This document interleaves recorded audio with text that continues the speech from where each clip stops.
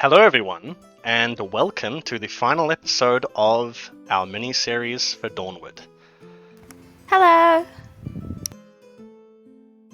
Yeah, so we've played, well, if you count session 0, we've played, this is our 6th session today. And so it might go on for a little bit longer. Not sure right now, but just be ready. Could go for 5 hours, who knows. Depends what you guys want to get up to. I have plenty of snacks here. Oh, that's good. So buckle up and let's get started. Unless you guys have anything you wanted to go through first, otherwise? Oh, I will be rolling my health and stuff. Okay. Yeah. Actually, I need to roll... did I roll Vandrell's? Oh, I did. Oh yay, 5 again. This Oh, is why nice. I'm so buff. How much HP do you have now? 58. Well, you are like a tanky necromancer, Yeah. so that's understandable. How about you, Baldric? Oh, I've been getting low rolls each time I level. I'm only at 49. Damn. Suma doesn't favor you. Yeah, the gods are not in your favor. Apparently not. I think, let me check Vandrell's. Like, he's a bard, Maybe I should- so he's I got should stop 27. beating on church people, and maybe the gods will love me. Yeah, just stop beating old women. Gosh. Baldric. How much does Vandro have, sorry? Vandrell, he has 27. And he's been rolling pretty well, but he started off with 12 HP. Which is not good. He is really squishy. But just for those watching, what we've been doing is, so we've been playing for 5 sessions, and you guys have been essentially gaining a level every time we played. So it was kind of to get sort of a perspective on what a mid-game character might look like by the end of a short campaign. Usually you'll only go up a level every 4 or so sessions. So you guys are what? We're Rank? fast-tracked. Yeah, you're fast track and you're like rank 5 now, I believe. Yes. Yeah. Yes. So the max level is, or rank or whatever, is 10. So you guys are like halfway. So you guys would be considered a like mid-game or mid-campaign level character in terms of your strengths. So I guess we should just jump right in. Yeah. Okay. So also, just one other quick little memo. Last session, the stream just randomly cut out. And so I was in the middle of, you guys were talking to Head Priestess Irina. And the stream just cut out, I don't know why. But we will go over what happened and what she learned. Because like it literally cut off as she was like, and the item that you have been looking for is, and then the stream just cut out. Tune in next week. Yeah. for the- Yeah. Yeah. But I then- didn't do it on purpose. That's all she said though, and then it was finished. So it was like just one word. Yeah, it was literally like one word, and I was like, see you guys next week. And, oh, the stream's... Oh, alright. Anyway. Let us jump into Dawnward. So, it is the night on the 1st of Crepuscus. When last we left off, our 3 adventurers, Baldric the Marauder, Sylvain the Necromancer, and Vandrell the Bard, managed to survive their ordeal with the group of necrotic spiderlings that had attacked the township of Varlon. Sylvain, through her status as a lady, was able to convince the Jarl to spare Alvine the apothecary, who was to be hanged for witchcraft. Much of the townsfolk had suspected that she was in fact the one behind a lot of the disappearances and the spiderlings that had attacked the town. Alvine, though now a free woman, was exiled from Varlon indefinitely. As Harvest Day neared, the Jarl also enlisted the help of a Shikari, a monster hunter from the west named Suvios, to provide an expert's view on the recent disappearances of children that were yet to be linked to the spiderlings at that moment. Back at the tavern, Sylvain also received a new dress from Vandrell's fellow bardess, Lyria. given that her old one had been burnt by the acidic phlegm of the necrotic spiderlings, she needed a new one. And you got a pretty nice one, right? What color was it again? I believe it was a blue. blue one, yeah. Yeah, with sort of gold trimming done, right? Yeah, super fancy. Yeah, Lyria did a pretty nice job there. Yeah, and we became friends, got over our differences. Oh, that's sweet. And the two of you also spoke with Anna, the priestess who you discovered was in fact a pyromancer from Romania. She seemed to be recovering well from the incident at the Temple of Light the day before, and she returned your arcane tome, Sylvain, back to you.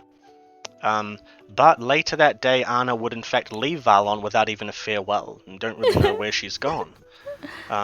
Just up and left. Kind of rude, to be honest. How could she? Yeah. But anyway, Baldric, you also spoke with Sylvain, and the two of you decided to travel together for the foreseeable future as allies. While Vandrel stayed back in the tavern, the two of you escorted Elvine the apothecary out of the town and back to her cottage, and Sylvain, you managed to convince the fellow Cherferite to divulge that she was in fact the one responsible for the killings and disappearances, as well as the spiders. You learnt that Elvine, after a moment of great grief and despair many years ago, was transformed through black dharmic energy into a monstrous creature known as an Arachna, or Arachna. A humanoid arachnid with long spindly limbs and 8 legs, spider-like, which Elvine had seemingly managed to hide for this time below a very wide, billowy dress. What was the word, sorry, for the, not the arachna, but for when it happens in general? When it happens? Yeah, the curse thingy? Well, it's just called black dharmic energy. Oh, there was... Shellkit curse or something? Oh, Selkit's curse, yes. Oh, Yep. Selkit's curse. That's not at all what I wrote down. I think it's Selkit's curse, then. I don't know the law. I wrote it, I don't know what it is. Continue, sorry. Oh, you're fine, yeah. But, yeah, unfortunately, Elvine was unable to control her true self for long, and before the two of you. Now that you knew, she actually transformed and attacked the both of you. You did manage to weaken her, but that gave her enough time to also retreat, using the shadows to sort of just disappear into thin air and vanish. But as she disappeared, she uttered the words, "Find me in Gossamer Mine." Later, back at the tavern, the two of you were treated to a performance from none other than Vandrel himself, the bard, who wowed the crowd with a new song. And later, as everyone was partying and getting ready for the celebrations and festivities of the Harvest Festival that would begin the next day, you spoke with Jarl Savar, and he offered you, Lady Sylvain, the deed through your sort of noble heritage, the deed to a nearby keep that would provide a home for the two of you in the region, where Varlon would be protected by heroes such as yourselves, and in return you would have free lodging in the form of a small keep. And the two of you got a level 2 reputation in the area of Varlon as well. So you guys are kind of known in Varlon and the wider area by name at this point, and description. But you're not super famous. And they try and describe me without the antlers to not be offensive, and they can't. Oh yeah, she has she's got long hair. She's tall. It's like 90% of the people in Araloth. Anyway, lastly, the two of you later learnt from Head Priestess Irina back at the temple that the attack on the temple was specifically to find an item of great personal worth to Elvine, that of a child's rattle. And that word is where the stream cut off. Yeah, what the spiders were after, excuse me, what the spiders were after was a child's rattle. I just ate like a whole box of jagariko, like little potato sticks, and like they're not agreeing with me. Anyway. I always mute for that. Yeah, sorry for the Like a long lady. summary. Like a lady. sorry for the long summary, but yeah, we had a lot to get through, a lot happened. But anyway, you guys, I'll actually give you the choice of continuing from there, talking to Irina if you had anything further to ask her about, or you can return back to the tavern and continue from there. Yeah, I'm done with her. Yeah. I'd prefer to be back at the tavern. Oh, Yeah. are you sure you don't want to like push her up against the wall and punch her a few times? Tomorrow. Yeah, I've given her enough today. If someone's tuning in just for this one, you sound awful. Yeah, yes. I'm a religious man, okay? Don't judge me. Yeah. No punching on Sundays. Mm. Today's a we go. holy day. We'll go with that. I'll let you off. Yeah. All right. Well, anyway, the two of you eventually finish talking with Irina, leaving the temple with some of the walls that are still charred from the little fire that it had ensued along with the spider attack. You head outside. You can see that there are many market stalls actually being set up. It is heading into the nighttime at this point. You can see auroras dancing above and splaying down a sort of splash of green and blue and purples of light, illuminating the evening. And you can see streets are still busy. People are still going and buying things. People sitting, as I said, people are setting up more market stalls, getting ready because tomorrow is Harvest Day, the largest celebration in Araloth, held here in Varlon, celebrating the harvest, celebrating cultures. Everyone comes here to get together and have a good time. As the two of you head across the street, the wide road back towards the tavern, you can hear, even from midway across the road, and people are talking off in the streets right now, engaging in conversation, haggling prices, yelling at each other. You can hear just the noise emanating from the tavern. It is relentless and it is loud. It's only Vandral talking. Yes, and it's just Vandrel talking. But yeah, the two of you walk back up to the tavern doors, and before you're even able to go and open them yourselves, they're swung open, and about 3 or 4 large Arelson men come out. 2 more push past you, kind of hitting your shoulder from behind, and they walk in past you. Which way are you going? They head on in.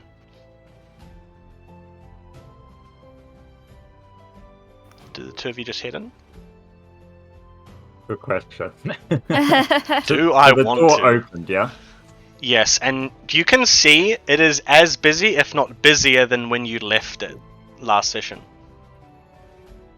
Sylvine, Yes? maybe we should talk out here for a bit before going in there, because I'm not sure I'll be able to hear your voice. I guess I agree. What did she say to you after I left? Oh, it appears the attack on the church, the spiders were after a rattle toy that belonged to Alvin? Yeah. Her name? Yeah, to Alvin. Oh, so she stole the rattle? It What appears you so, sh- I'm not sure why. What use would she have for it now? Good question. Grief, maybe? Yes, but it doesn't seem to have done anything to quell her grief. Maybe it's got some kind of curse on it or something. Maybe that's why the priestess hold on to it. Or maybe she needed something of her child's to do some kind of spell. Ooh. It's about this time that you see, pushing through the crowd, you can just make out the wide-brimmed hat of Vandrel. And he pushes through. Yeah, let me through, you. Slaps some guy on the back. Yeah, I've been looking all over for you guys. Hey. Hi. And he kind of dusts himself off and adjusts his tunic. Oh. Did you hear the performance? Oh yes, it was wonderful. Really? Yes, I loved it. Everybody loved it. You surprised me. Oh. You guys aren't just being nice, you're genuine? I suppose you never can tell, can you? No. Well, it's a bit hard to make out, a rocky face, I guess. can't really tell what's going on there, but yeah, Sylvain, you're kind of, you got that kind of deadpan look a lot of the time, so. Yeah. Anyway, Spent- guys, I heard that Elvine was acquitted. Oh, really? Yeah. Who told you that? Everyone. They've been talking about it all day. They wanted to see her hang. So they're upset? Yeah, But very. if she was acquitted, wouldn't that mean she's not guilty? Well, you see, acquittals don't really happen here, and he looks around. And they don't really happen at all. Oh, that's strange. She was exiled, though. Oh, was she? Oh, okay. Well, I suppose that's a little bit different. I didn't even get to say goodbye. Is she gone already?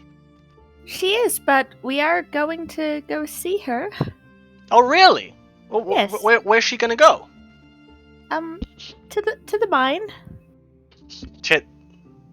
What mine? Gossamer mine? Yep, that's the one. Why on earth would she be going there? Sightseeing? No, she just said to meet her there. And he's kind of gonna like squint a little bit at you and raise an eyebrow. What's going on? Well, you know how if you're acquitted, it's usually because you think you're not guilty. Yeah? Well, she is guilty. What? And we need to help her anyway. What do you mean she's... Okay, let's talk outside, alright? We are outside. Well, he pushes you guys further outside and closes the doors behind him. And then another guy kind of just pushes past, open the doors again, goes through, closes the door again, turns to you guys. Okay, what? Everything. Tell me what happened. How about you tell me first? Do you know anything more about Alvine and her baby? Her baby? I know that... let me just rack my brain for a bit. I remember that she did lose a kid. A terrible thing. Not long A little after girl, we met. right? Yeah. She had a daughter, I think. Do you know how old she was? Oh, pretty young, I think. She always referred to it as a baby, or her as a baby. Was she born alive?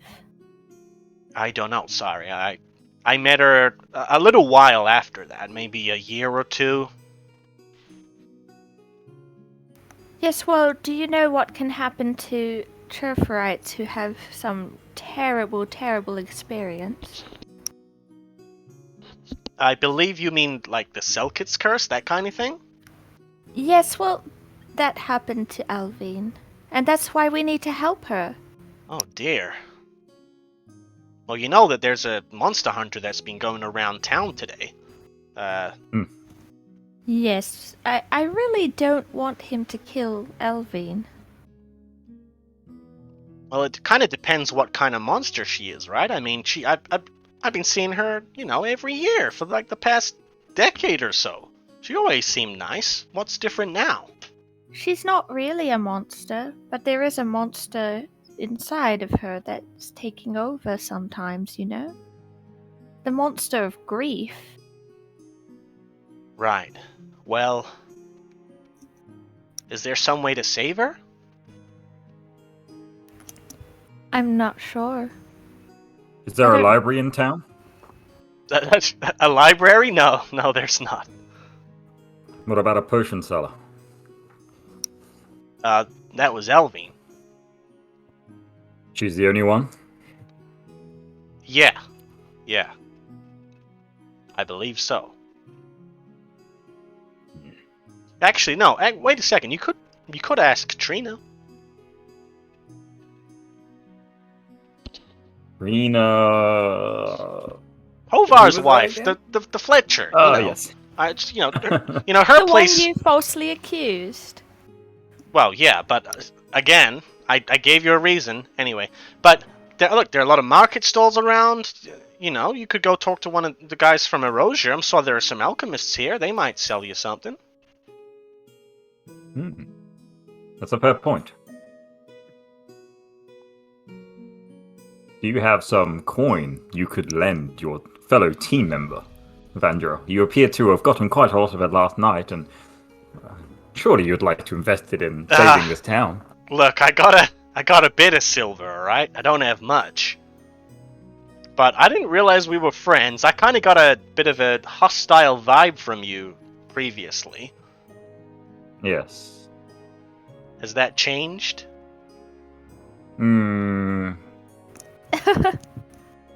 I would say we're more on acquaintance level now. Alright, well, I'll take that. Sure, Sylvain, you need any silver? No, I'm fine. Alright, well, how much you need, Baldric? Great question. Let's go see if we can find something and you can pay for it. Sure, why not? Do you have any idea of what you might be looking for, Baldric? I have seen potions in the past, yes. And I know of some sort of potion that can cure a curse. I'm curious if maybe there's one of these potions out here in the festival.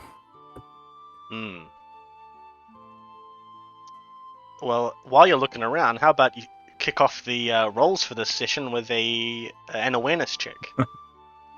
Oh no! Yay!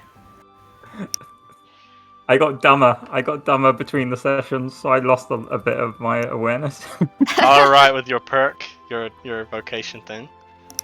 Yeah. I'm gonna put it down to the axe. When I picked the axe, I got stronger, but I got dumber.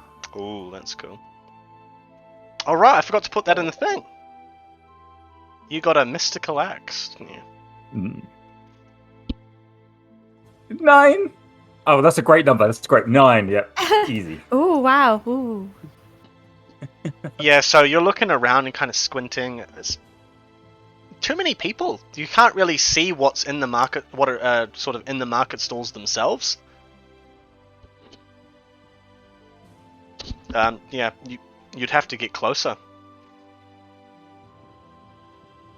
Right, well, I'm gonna head into the market. You guys got anything to do?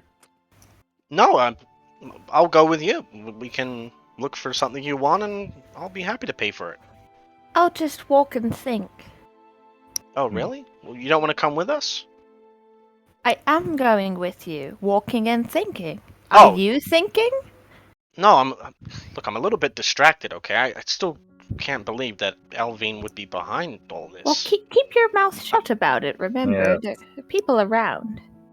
Look, I'm a bit of a blabbermouth, right? How do you not know that by now? Well, an artist like yourself would be able to say it without saying it, if you know what I mean. Fair point. I will... My lips are sealed. Alright, anyway, let's have a look. So, the three of you head on off into the crowd, mingling. And Now, is this the market? So, when we're looking at like the map of the town, do the stalls pretty much line the entire main road? yeah, so I'll pull up the map of the... Well, at the moment the map is the one you just got from the Jarl, so it shows the wider region, but you can still see Varlon. The wide street that goes from the south up to the north of Varlon, the markets are dotted all alongside, like in front of all the houses on either side of the road. And other than a small sort of space for carriages to go through, like heading north, to south or south to north, the rest of the street's just flooded with people, and they're all trading and buying things and going stall to stall, things like that. Okay. Yeah, just for reference, the town is about from south to north is like 100 meters long. Oh, okay. Yeah. I'll just get out my 100-meter ruler to visualize that. Wait a second, it's 99 meters! Okay, I guess we'll start heading north because we're at the south, aren't we? We're at the bottom. Yeah, you're at like the southeast at the moment. Cool. So, but what I'm looking for in particular is, I guess, vials and potions, but also any like books, possibly any big dusty old tomes that might possibly have some sort of solution to a curse. But those are the two things: books and like vials, potions. All right. So as you guys are mingling through, just got a comment. The Real Salties, you said, what game is this? This is Dawnward, a tabletop RPG that I made. Yay. And it's been in the makings for I think about a year now. It's kind of inspired by a lot of like traditional tabletop games, like the original first edition D&D, Cyberpunk 2020. It uses what's called the it uses what's called the interlock system, which is used in like a lot of the Cyberpunk RPGs, where you have like a stat, like let's say intelligence, and then you have a set of skills alongside that are sort of grouped in that stat. And so when you roll, and I'll just do a roll now. Let's say roll 8 plus 2. That 8 would be my stat. Let's say intelligence. The 2 would be an intelligence skill like awareness, and then you add a 10-sided dice to that for a value.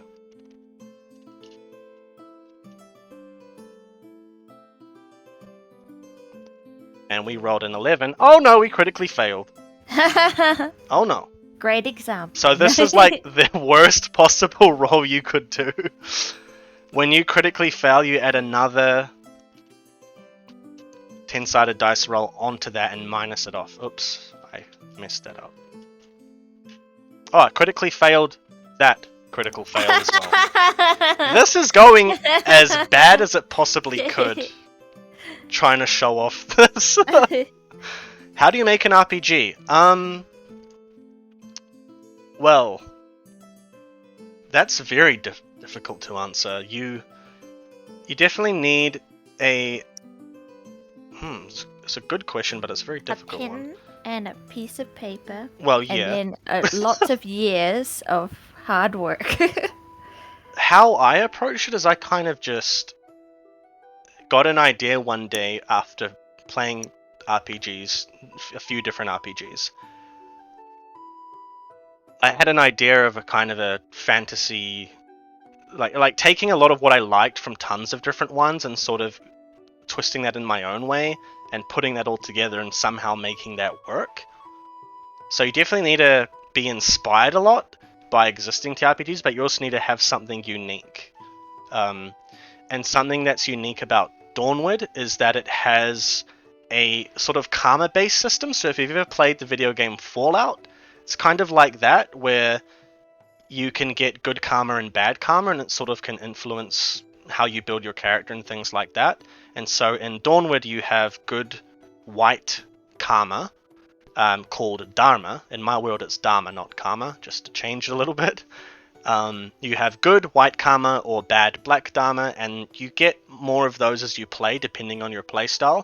So if you're a piece of trash mercenary like Baldric is, he likes assaulting old women a lot. And so I actually forgot to give you, Baldric, +5 black dharma for last session. So there you go. Yeah. I'm completely balanced. Like yin and yang. And so the best characters will try and balance that out in their lives because... Oh, thank you. Yeah, I mean, Sylvain is a perfect example of being balanced in your life. You'd go bad, yeah. Well, last session, for reference, Baldric, our sort of fighter marauder, you were at 80, right? 80% black? It was. Yeah. Yeah. And so we had an unlucky day, right? It affected the actual day. Yeah, so that's the cool part, is that every session you look at your group of players. In this little mini-series we're doing, there's only 2 players. There are only 2 players, but we look at who has the most white or black Dharma, and then there's a table that you roll, and if I roll under his Dharma, something bad happens if we're rolling for the bad stuff. And so I think what we rolled was that the monsters had like an extra 1d6 damage or something. Yeah. Yeah. How do you play it? Like, if you wanted to play it, well, it's not for sale right now because it's still being made. This is very much so a test thing. This is the test run, yeah. Yeah, this is the test run. But other than that, I mean, all you would need was pen and paper and dice, basically. And friends. Yeah, and friends. And you can probably hire people too. Yeah, you can. Yeah. You need friends. You need someone who's going to run the game. I'm playing the role of the game master, who kind of sort of presides over everything, tells the story, plays the NPCs, things like that. And then you need a few players. I would recommend at least like 2 players, but I would recommend trying out some other TRPGs. Like if you've ever played Dungeons and Dragons, that's a great place to start. I do also recommend Cyberpunk Red. That's really fun. If you have a group that's really chaotic, Cyberpunk Red is like perfect because the whole point of that game is just being chaotic and having a fun time. But something like this and D&D is kind of more grounded. You can get players who are very, very serious and invested in their characters. Yeah. I'm too serious for the really chaotic ones. Yeah. No, definitely. Playing this as opposed to Cyberpunk, it's definitely a complete 180. But anyway, in this time, going back to playing, the 2 of you, along with Vandrel the Bard, you come across a small, modest market stall. And there looks to be a sort of Western man, an erosion man. He's got a thick, brown, twirling moustache, sun-kissed skin, and a very long, twisting brown beard that looks to be sort of done up with sort of silver rings or buckles around the bottom of the beard. And he's wearing a light tunic. And then he's got a little sort of makeshift fur collar going around and wrapped around his shoulders just to keep him a little bit warmer. But he's kind of attending to things, and then he sees you, and he firstly looks up at you, Baldric, towering mountain of stone, and he looks up, "Oh, hello." And then looks over at you. Sylvain looks at your antlers. Good evening. Good evening. Can I help you? What's he got on his table? Yeah, having a look around, you can see that there are a lot of different vials and pots and things. Looks kind of like potions, maybe a little bit different, not really sure. Just browsing a bit, but do you have anything that's got anything to do with Churferites? Churferites? Yes, like me. Oh, you after some kind of elixir? Yes, if you have anything specific to my kind. Well, it depends what you're looking for. Are you looking to suppress your features, or... Oh, what? You can do that? Yes, but I don't recommend it. Oh, why not? Well, gives terrible headaches, amongst other things. Oh, that's too bad. I should work on that. Is it temporary? Yeah, I believe so, but you have to keep coming back and getting more if you want to keep the effects going. Oh, do you run this stall usually, or do you travel around? Travel around. I'm from Erosia originally. Oh. But, anyway. Well, I definitely like something like that. Yeah? Yeah. Let me just have a look. And he turns, and it looks like behind he's got crates full of different elixirs and things as well. And he's kind of rummaging around. Also, anything for a cursed turf, right? Oh! And he turns and looks at you and squints. A cursed turfrite? What? Yeah, not me, but You mean like a Selkut? yes, yeah. Ah. I'm not sure I have anything like that.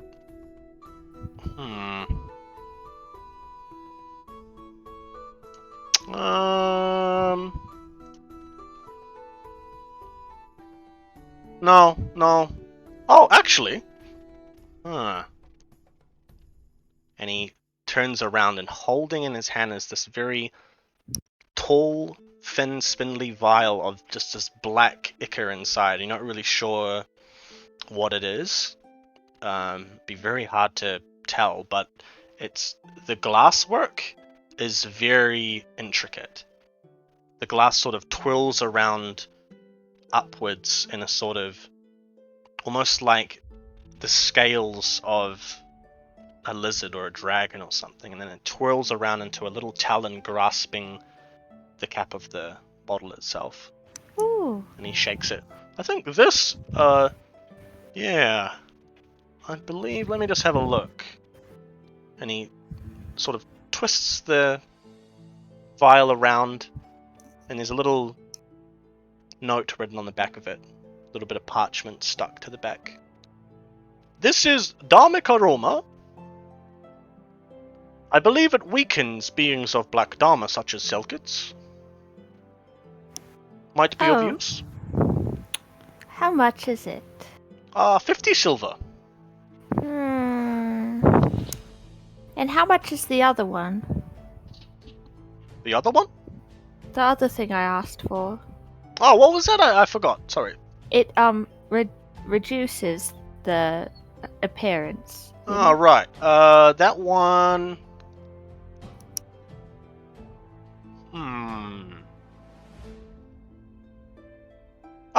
Here we go. Don't really have a name for this one, but yeah, it'll, those antlers, if you take this, it'll probably suppress it for about a day. Oh, okay. That's not very long, is it? No, it's not. How much is it? Now that one will be, and he twirls his moustache a little bit. 20 silver. What do you think, Baldric? What would help the most? For you or Elvie? Don't say her name. Not for me. I don't know what this thing is, but it doesn't sound like it's a cure, so not sure it'd be helpful. What are you looking for then? Perhaps we should keep looking. Oh, really? I guess I'll take both. Alright, that'll be 70. Alright. Well, thank you. And he reaches over to grab the silver, stops. Yes? Whilst we're here, do you have anything for night vision? Be able to see in the dark? Oh, I do. Cat's eye brew. That one's a popular one. Just a moment. And he turns and fiddles around. Just one? How long does one last? About 10 minutes or so. We might need to get one each. I won't get one though. No. Vandro? Sure. Wait, does two? He said cat's eye brew? Does it taste good? Well, I don't know. I've never tried it. Wait, you don't try your brews? You don't make sure they're good? No. I guess it's alright. I don't really trust people that don't, try out all their own things, though. Get me one anyway. 2. Oh, I guess I'm paying, right, Baldric? Yes, you are. Oh, great. How much 2 cat's eye brews? And the guy turns around with 2 of them, sets them down on the little makeshift counter in his market stall. That'll be, let me see, 70. 70 silver for 2. 70! Oh. He turns to the both of you. I miss Elvine. 70? How much have I got? You know holiday prices, right? Man. Alright, okay, 70. And Vandrel puts down 70 silver on the table. Little counter and pushes it towards the man, and the man just... His hand flicks out, grabs it, and pockets it. And he pockets your silver as well, Sylvain. Cool. And I got my vials. Yes, you have your 2 vials. Yay! Oh, sorry, what did you buy again? You got a Dharmic Aroma? Yeah. 50 silver, and so 70 for you as well. Okay. Yeah. Well, he just made 140 silver. Lucky man. He's packing up for the night. Yeah, he smiles broadly and sort of rubs his hands together. Can I get you anything else? No, I think that's alright, thank you though. Beautiful vial, by the way. Oh, I didn't carve it, but thank you. Alright, have a good night and enjoy the festival. Thank you. You too. Bows, nods very, very gently. And then the 3 of you head back into the midst of the crowd. Vandrel kind of walks up and, hey, Baldric, you can't see in the dark? No. Oh, okay, interesting. So what can Vulcan do? I mean, you're made of rock. I assume you're, like, kind of durable, but... Yes. Can you do anything else? Oh. I'm confused. What do you expect a rock to do? Well, not origami. Yeah? Not... What's origami? It's folding paper. Oh, okay. Well... Yeah, no, sorry, I just kind of assumed, like, you could maybe jump really high or something. I don't know. Wouldn't it be the opposite, that he can't jump? Yes. Actually, good point. I never thought of that. Anyway. Do you guys need to buy anything else? I'm kind of done. I'm pretty done in after that performance. I don't think I need anything else. Alright. What How about What you? about our problem? Alright. Oh. Are we hoping to go tonight or in the morning? No. A solution. Oh, That potion you bought apparently just weakens. It doesn't solve. well, we just need to talk to her? I don't know. And you want that as our backup plan? To talk? Would you prefer not to have something else just in case? I can't imagine what else we could have. How do you stop, like, an emotional problem? I'm a rock. How am I supposed to know that? Yes, well, I think we should just reason with her, and if we've weakened her, then maybe she could take control of the curse. If we weaken the curse. Well, I don't know Alrighty. much about curses, Sure. guys, but... Have you guys spoken to the priestess at the temple? Yes. She wasn't much help. No. Well, just between you guys, and me, I never liked her. Why not? Did you want our backup plan to have the Shikari with us? Me? No. But the backup plan will be something that you don't want. Wait, hang on a second. I heard that the Shikari was with you and you guys in Elvine. What happened there? Did he figure it out? How did you figure it out? Oh, I just asked her. Was he there? No. Oh. Well, So he that's good doesn't then. know. He doesn't know. Yeah. Well, it's up to you guys. I don't know if we should give him that information. Would he just kill? What kind of Shikari is he? We don't know. He's a killer. He's a killer. Well, then Yes. he'd just kill Alvin, right? Yeah, we can't have that.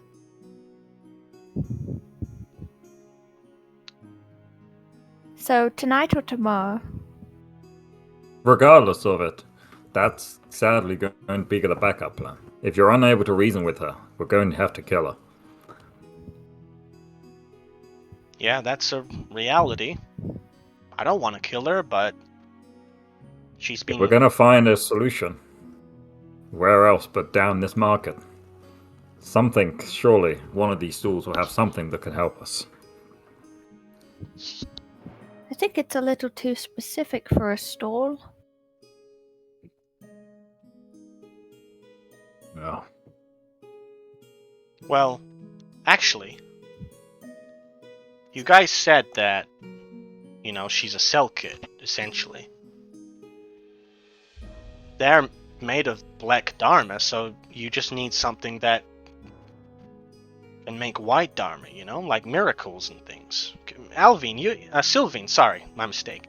Sylvain, you can do, you know, magic and stuff. Can you do any miracles? Yeah, I can.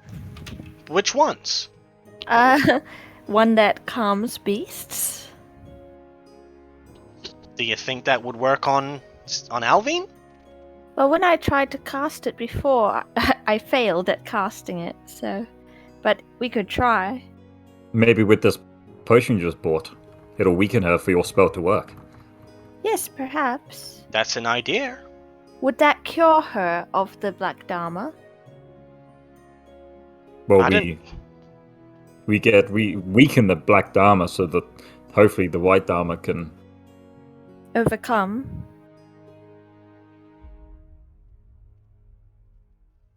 Hello? It sounds like it might work. I just don't really know. My wife. Well, Hello? hello? Hello? Oh, I'm still here. Can you hear me? Hello? Yeah, I can hear both of you. Are you there, Baldric? Hello, can you hear me? Oh, he can't hear us. Yeah, we can... Here, I'll message him in chat. We can hear you, Baldric. Oh, the Real Salties asked... Oh, what's that? There is a RuneScape Kingdoms... Oh, a RuneScape tabletop game. Interesting. I did used to play RuneScape back in the day. What? Interesting they got an RPG, though. That's cool. But yeah, I'm sure there was a different word for the curse that happens to the Churferites, and it wasn't Selkid. But I can't find where I wrote it down. It was like 2 words, very hard to pronounce, so I couldn't remember them. Oh, that's unfortunate. Yeah. Oopsies, my dice. I'll message him in Discord. He seemingly can't hear us, so... Hello? Hello? Hello? Hello? Oh, You you can can hear hear us? us? Maybe not. Gone again. We can hear you, Baldric! I'm gonna try hotspot and hopefully it doesn't use all my data. Yeah, the best solution. Yeah. I believe, Shadow of Elvag. Elvag was like the dragon from RuneScape, right?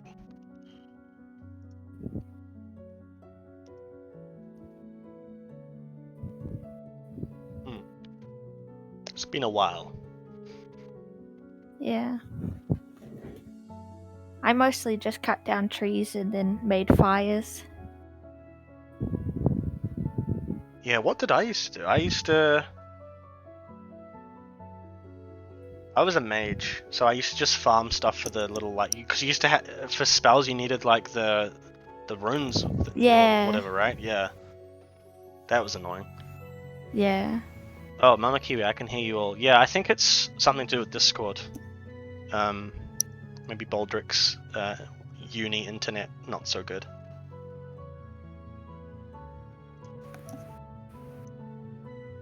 It'd be nice if I could figure out that word, though.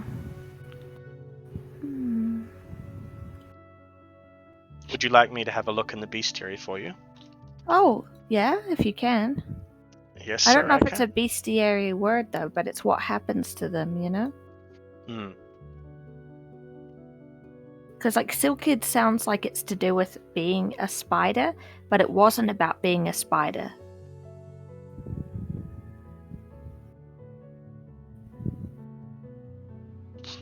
Yeah, so I think... Didn't you guys talk to Suvios about this a little bit? Without trying to... Yeah, and I Yeah. can't remember what the word Okay, is. I remember now. Yeah, so...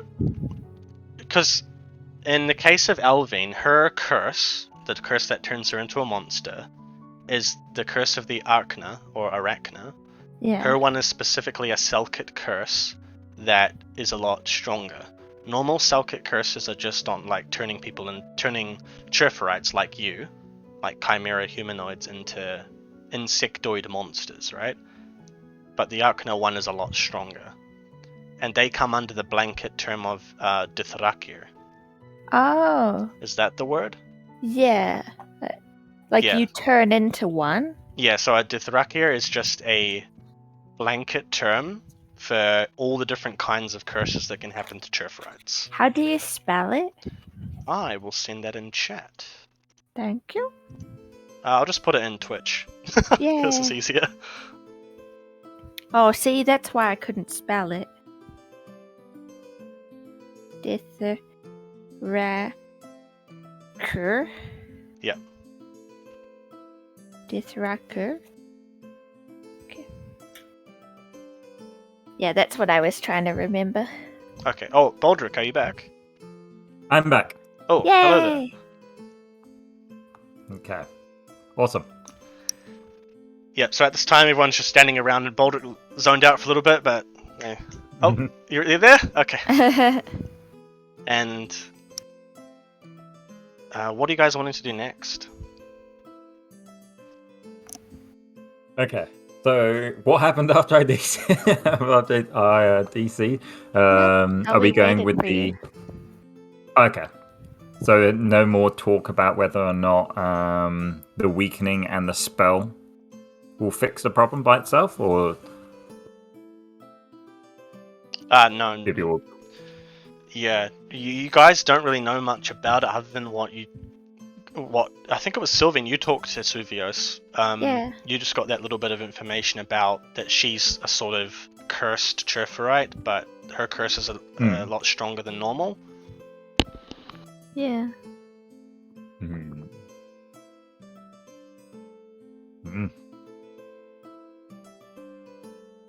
Well, if you guys don't know or have any other ideas, then I guess we'll just have to rely on that one.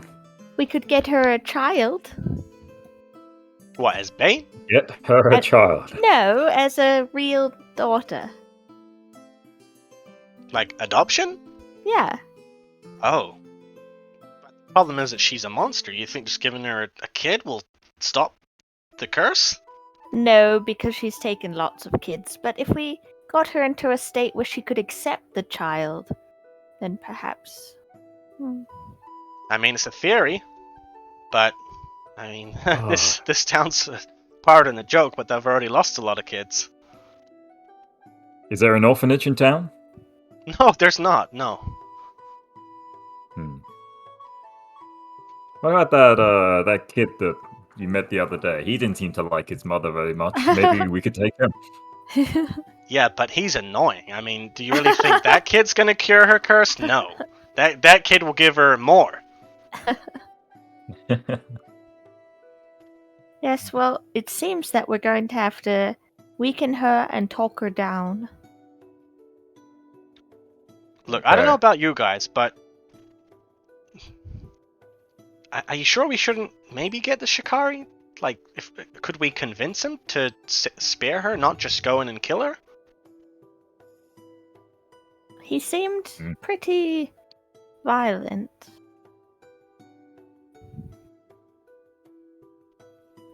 Look, if we're heading into that cave, you saw those huntsmen that came back from the Hunters Guild. They were all cut up and some of them were killed. Oh, right. How are we going to get into the cave? I kind of just thought I'd just ask nicely. Just walk in. Baldric and Sylvian, can the both of you roll an awareness check, please? Dun, dun, dun, dun. How do I do that? Intelligence, awareness. 1d10 plus intelligence awareness. Man. Yeah, one more than last time. Yeah. Where is it? Awareness. Okay. 19. Oh, 19. Okay. At this time, Sylvain kind of standing in the crowd. Baldric, you don't see anything, but Sylvain, you can see that there's someone sort of watching you, kind of staring in your direction, out of this corner of your peripheral vision, back towards the tavern. I want to look at them. Right, you turn and look blatantly? Yeah. Alright, you blatantly just... Your head just turns, looks at them, and you can see them just freeze. Suvios. Oh. Has seemingly been trying to kind of weave in the crowd and stay unnoticed, but you just turned, looked at him, and he looks at you. Then he adjusts himself. Evening. Oh, hello. You're following us? Yeah, I'm following you. Oh, I'm flattered. Are we all there, or is it just them? Oh, we haven't moved, so you're here too. Yeah, you're there. Okay. He's about like 5 meters away from you, and he pushes past a guy and then walks into the sort of area that you guys are standing in. I have a few What do you want? questions I wanted to ask the both of you. Well, the three of you, including this bard here. And he turns to you, Sylvain. Our chat earlier about curses and things like that. It's not to do with certain someone in particular. If it were, what interest of that is to you? He looks at Baldric, looks at Vandrel, then looks sort of just at the three of you all at once. Look, what's been going on here needs to be dealt with. You agree, right? Oh, yes. By any means? No. No? No. Just gonna let a cursed thing like her escape? There must be at least a place that she could be taken to, if that came to it. Where? I don't know, where monsters live? Beings like her, they aren't supposed to exist. And we want to help her return to herself. And how do you plan on doing that? Lifting a curse like that? Do you know anything about it? Nothing other than what I told you. Then of what use are you? I'm the only one who knows how to deal with beings like her. You don't deal with them. I put them down so they don't kill any other people. So you kill them so they don't kill? But I want to save them. What if it happened to me? Would you just kill me? Is my life worth nothing? It's what I get paid for. You get paid to kill people and not help them.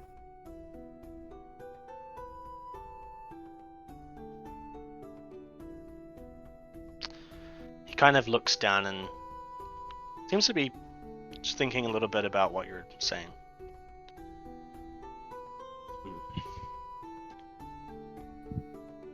Say I took you to the mine. We found her, and I made sure that you had time to try and help her. How'd that sound? If you can be of use, then I suppose it's alright. I can be of use.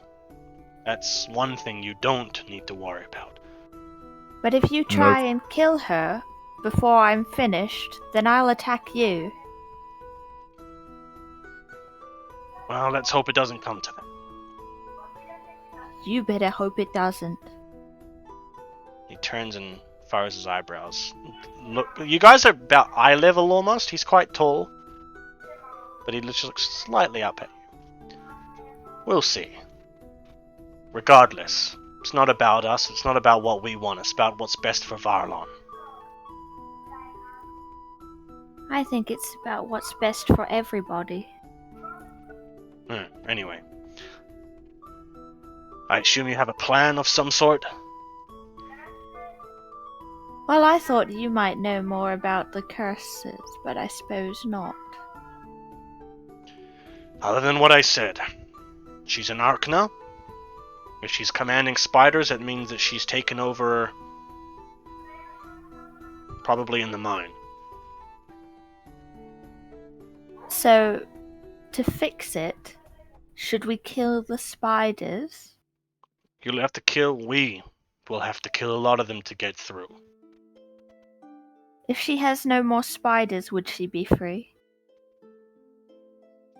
No, that's not how it works. They're simply a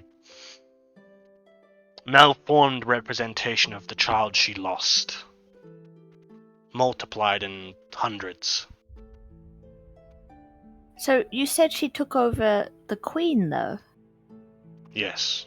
So how were more spiders born?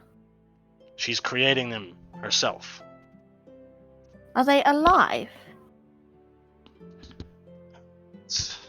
Well, I'm sure a lot of my fellow monster hunters back at the monastery argue about questions like that. But they're not She seems to living... love them. Yeah, she would. She would see them as her own children. But they're still necromantic creations. They're not fully alive in what we understand as alive. But killing those creatures, it will anger her. You just need to know that. Hmm. And Vandal kind of pipes up. Yeah, but that's the only way that we're going to be able to get in there, by killing them, right? Yeah, that's right. So you better be ready, Bard.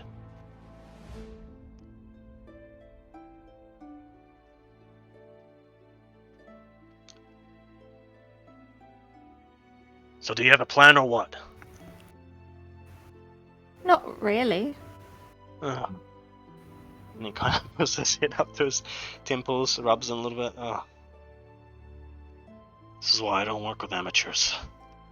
Well, you're the amateur. You don't know how to solve it at all. Look, in my line of work, it's sometimes better to just end them. I'm sure you In can your understand line of that, work, Marauder. you don't have any other options but end them. It's a very, very terrible line of work. You need to get better understanding of the creatures so you can actually help people who have these problems. Look, but you don't know what it's like to be what I am. We're raised from birth to kill monsters, not to help them. You're supposed to help people with monster problems. You can't do it. You're just a overglorified exterminator who call you for the roaches in the bathroom.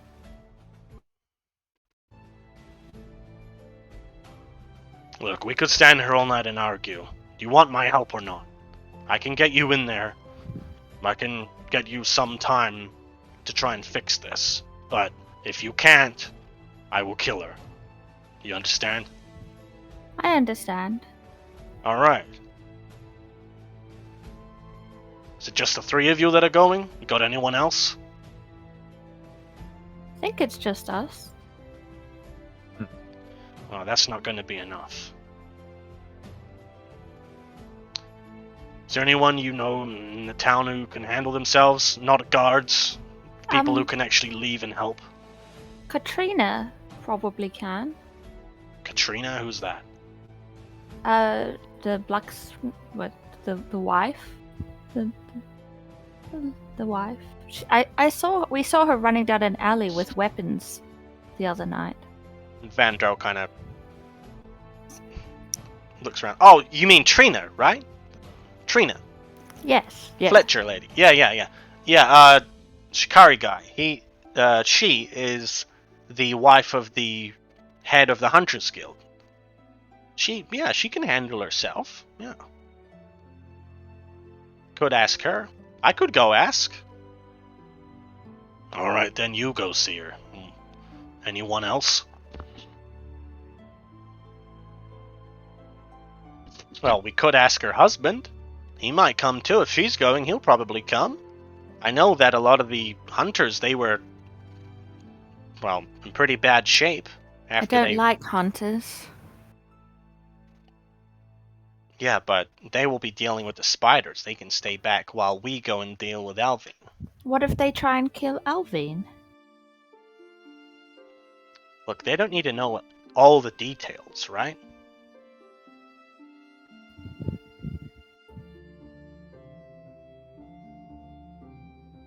Right? I suppose not, but that could be even more dangerous. Well, keep it on a need-to-know basis. Baldric, you got any ideas? No. More people equals more problems. Frankly, this monster hunter is enough, in my opinion. Well, regardless, we won't be going tonight. Beings like her are stronger in the night, and we'll need fire. Best to go in the daytime. We can go while everyone in the town's distracted with the festival. How's that sound? That's good. I was never really here for the festival anyway. Yeah, that's... I'm supposed to be performing during the festival. I guess if we go in the morning, I can come back and perform in the afternoon. I'll have to go talk to Lyria. And then I gotta talk performing.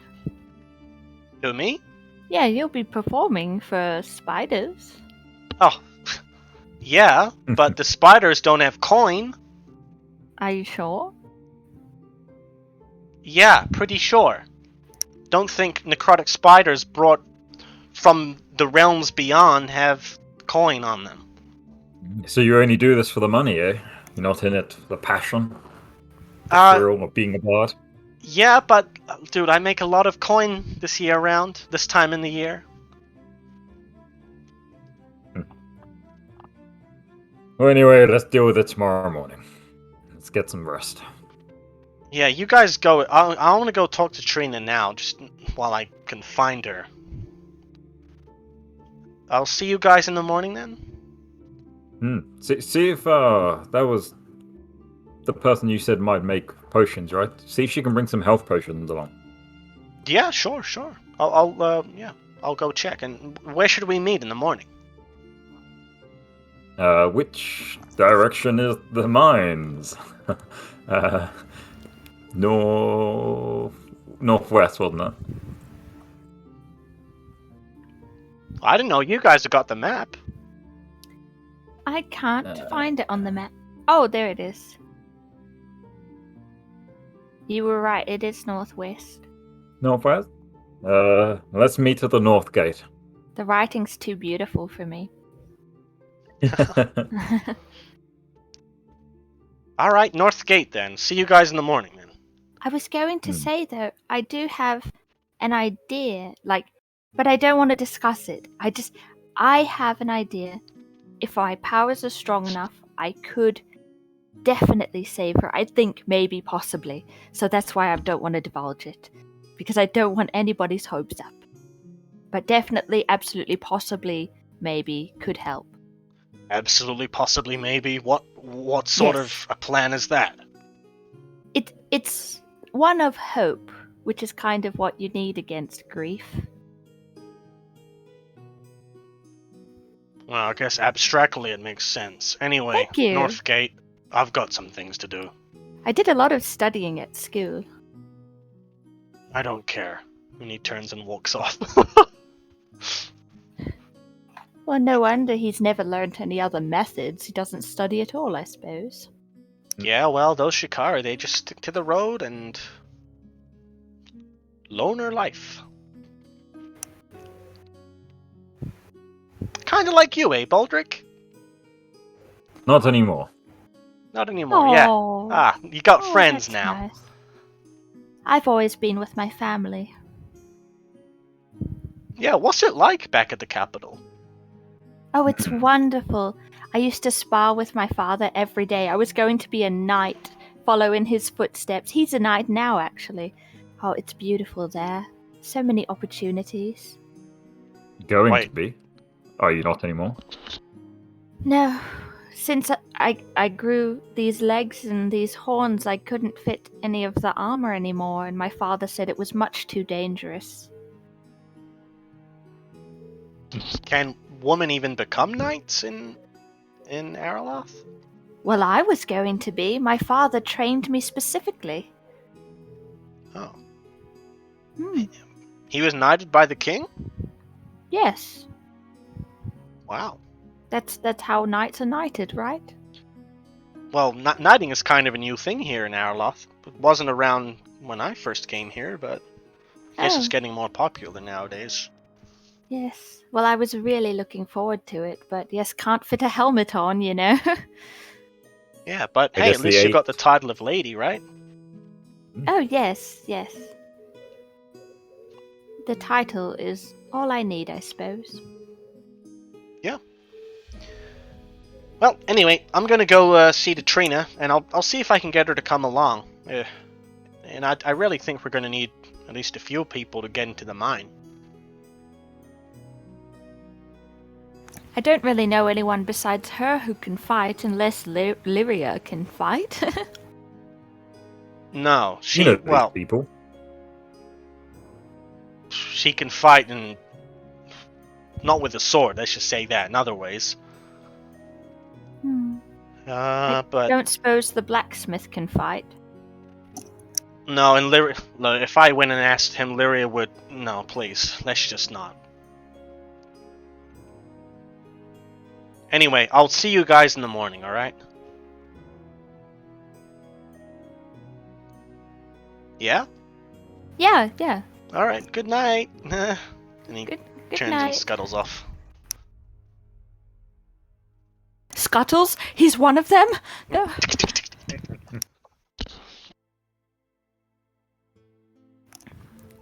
Well,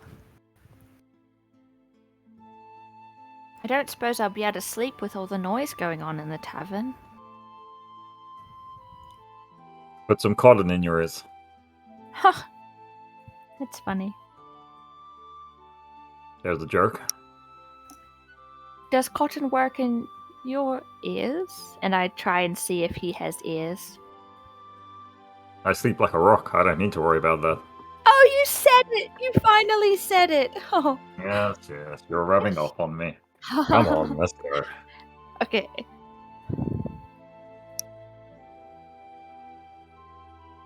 Okay, I guess we're gonna head back to the tavern. All right. Is there anything you guys want to do? Otherwise, we'll skip forward to the next day. I guess next day, maybe. The only thing I'm going to do is noticing that I have gotten bigger, very vain at the moment. I'm going to take off my armor, as it's actually impeding on me now. If I take that off, and the axe, what I would like to do in the morning, before we head out, is wrap it. I want to wrap it in the bed sheets, Mm-hmm. and then put it on my back. Okay. Other than that, that's all I want to do till tomorrow. Yep. How about you, Sylvain? No, there's nothing much except like going over my tome. Yeah. So let's just say you guys find your ways back to your room, eventually pushing through the crowds dancing and cheering as Lyria is performing. You, Sylvine, sit down on your bed and open up the tome. And it seems a lot thicker than before. And as you're going through the pages, you can see that Arna has spent the last 2 or 3 days putting notes throughout all of the parts to do with necromancy. Yay! She seems to have transcribed a lot of the old Sumerian script that you can't read into Arelzen, so you can. And I'm going to allow you to learn 3 new spells What? that you can spend the night learning Oh, yay. for the day ahead. Yeah. What level spells? You can choose any pretty much, as long as it's not like 3 5-level spells. Just, have a think about it, and we'll go over to Baldric. Okay. Yeah, so Baldric, you eventually head off to sleep, and I want you to please roll a faith check for me. A faith check. Okay. 11. Okay. That is a 20. 20, holy crap. Okay, yeah, so eventually you doze off to sleep. And something that has not happened to you in a long time happens again. Wet dream? No. Better! It's not raining. You are overcome with this warm sensation of, like that feeling you get when you go out on a perfect summer's day and the sun hits you from above. It's not scorching, it's just the right amount as a cold breeze whips on your shoulders to warm you up and make you feel good. And you haven't felt like this in a while. You've been searching for that feeling for a long time now. But it returns. And even as your eyes are closed and you're dozing off, the dream comes to you again. And you can see the sun above, illuminating the sky, taking the shape of a womanly figure. One that you have seen before. And the sun, slowly, this shape, this light, slowly edges down to the bottom of the horizon before it dissipates into an orange and pink and settles on the sort of outline of a mountain, the well-fed mountains of Ereloth. And then you look down and you can see the township of Varlon, destroyed. Burnt to ash and dust, buildings crumbling, turning into black mounds of soot. The inn that you are staying in right now, the tavern, nothing more than a meter high, charred wood, strewn about, almost like it was ripped apart by a tornado or some kind of terrifying storm. There are people dead in the streets. And as you stand at the south gate looking upwards, looking north, off to the left the mountains, that same sunlight disappearing behind the mountaintops. And you can see your shadow in this light. Your shadow grows longer, and it grows from the south of the street northwards, up to the north gate, to the point where your entire shadow is the length of the town itself. Even as the light fades into blackness, into the dark, now the auroras above are still casting the same shadow. And then you look around once more. Looking up from the shadow, you look around, and the town is back where it is. It's not destroyed. There are kids running around. Families enjoying just spending time together. The buildings are standing, the temple is unscathed. The large statue of Suma above is almost smiling down at you. Kids run around you from below. And you can see off into the distance a figure. Tall. Sort of silhouetted. But you can make out the large familiar antlers of someone that you know. And the town is safe. And then the dream ends. Okay. Alright. So, now, it is Harvest Day! Woo! You guys made it. Woo! You may recover any HP that you lost Yay! from the fight against Delvine. I'm Yeah. Tank Lilia. Yeah, full Kim Tank Lilia. Oh. Excuse me. Alright. Yeah, so it is the 2nd of Crepuscus. It is now officially Harvest Day. And just before we get into the next day, we need to roll for the Dharmic effect to see if there is a Dharmic effect. So, who has... Sylvan, you're perfectly balanced, as Yeah. all things should be. And Baldric, you have 60, right? It was. Yeah, 60 good. Yeah. Is it not done like it's done not done by turns or? No, it's done by whoever has the most of whichever one. Oh, I see. Yeah. So, what do you have, Baldric? 65 now, because you gave me an additional 5. Okay, let's see if I roll under. Oh, 60! Oh, Oh, no! Alright, let me roll the 1d10 and see what terrible thing happens to you today. We can blame you for giving me an additional 5. Yeah! You see a mirror. Literally. Alright, what did we get? We got a 5. Oh. Well, that's unfortunate. All spiders get double health? Yeah, specifically spiders. No. As you awake, you awaken quite early to the sound of people partying out on the streets, and you can actually see just shapes moving outside the window. People are just jumping around, dancing, performing, things like that. They're having an all-around a great time, but you can't help but feel this foreboding omen of the threat that needs to be dealt with. This entire brood of spiders that could be unleashed on the town at any moment. Both of you are going to gain 5 black dharma. And you're going to have Aw, minus thanks a 1. lot. You're going to have minus 1 empathy for the rest of the session, Oh no. as the day is clouded by black dharma. Sad face. So Baldric, you have 70, Yep. and Sylvain, you're now at 55, 45. 55 black, 45 white. On the plus side, Sylvain, you've learnt 3 new spells, so what spells Yay! did you choose? I chose desensitize to remove a sense of somebody, Mm-hmm. like their sight or something, and Verto, which can turn them into their truest form, Ooh.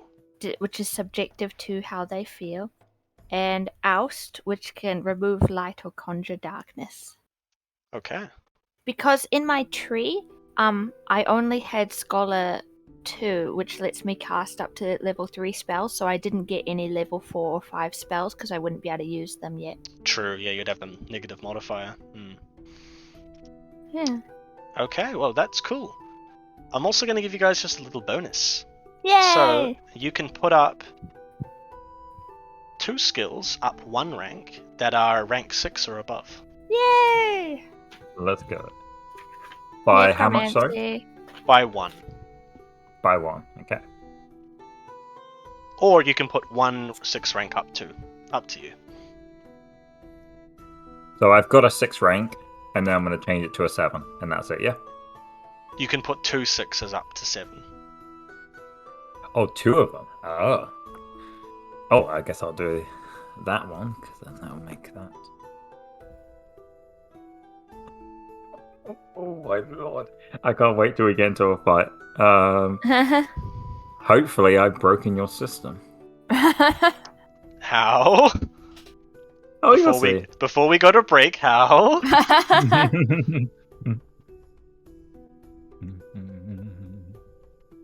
If it's what I think it is, your body can't go over 10.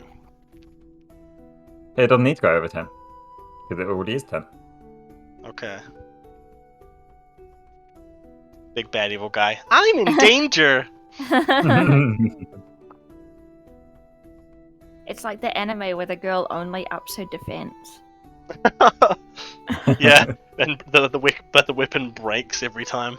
Oh, Baldrick's life. yeah. Okay, I believe that's everything.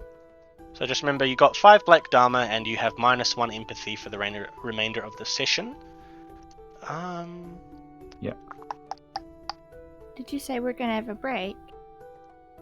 Shortly, yeah. Oh. How Last long- time you said shortly, it took an hour later. Yeah, no, we will. How long did you guys want to break for today? 20, 30, or? I good. don't mind. I'm Okay. I've eaten eating the already. whole time. Okay. Well, how about we'll just do... We'll just take a break soon. We'll do like 15 minutes. I just need time to go boil the kettle. That's all. So. Okay. Yeah, so we'll take a break from 1:45 and then come back on the dot. Cool. Yeah, eventually, yeah, you guys wake up a little early, just from all the partying that's going on now. And yeah, I use desensitize to take my own hearing away. Yeah, I'm going back to sleep. Yeah, but yeah, the day is yours. Yay! I guess I'll Okay, go downstairs. Yeah. Okay, heading down the stairs. It has not gotten any less busy.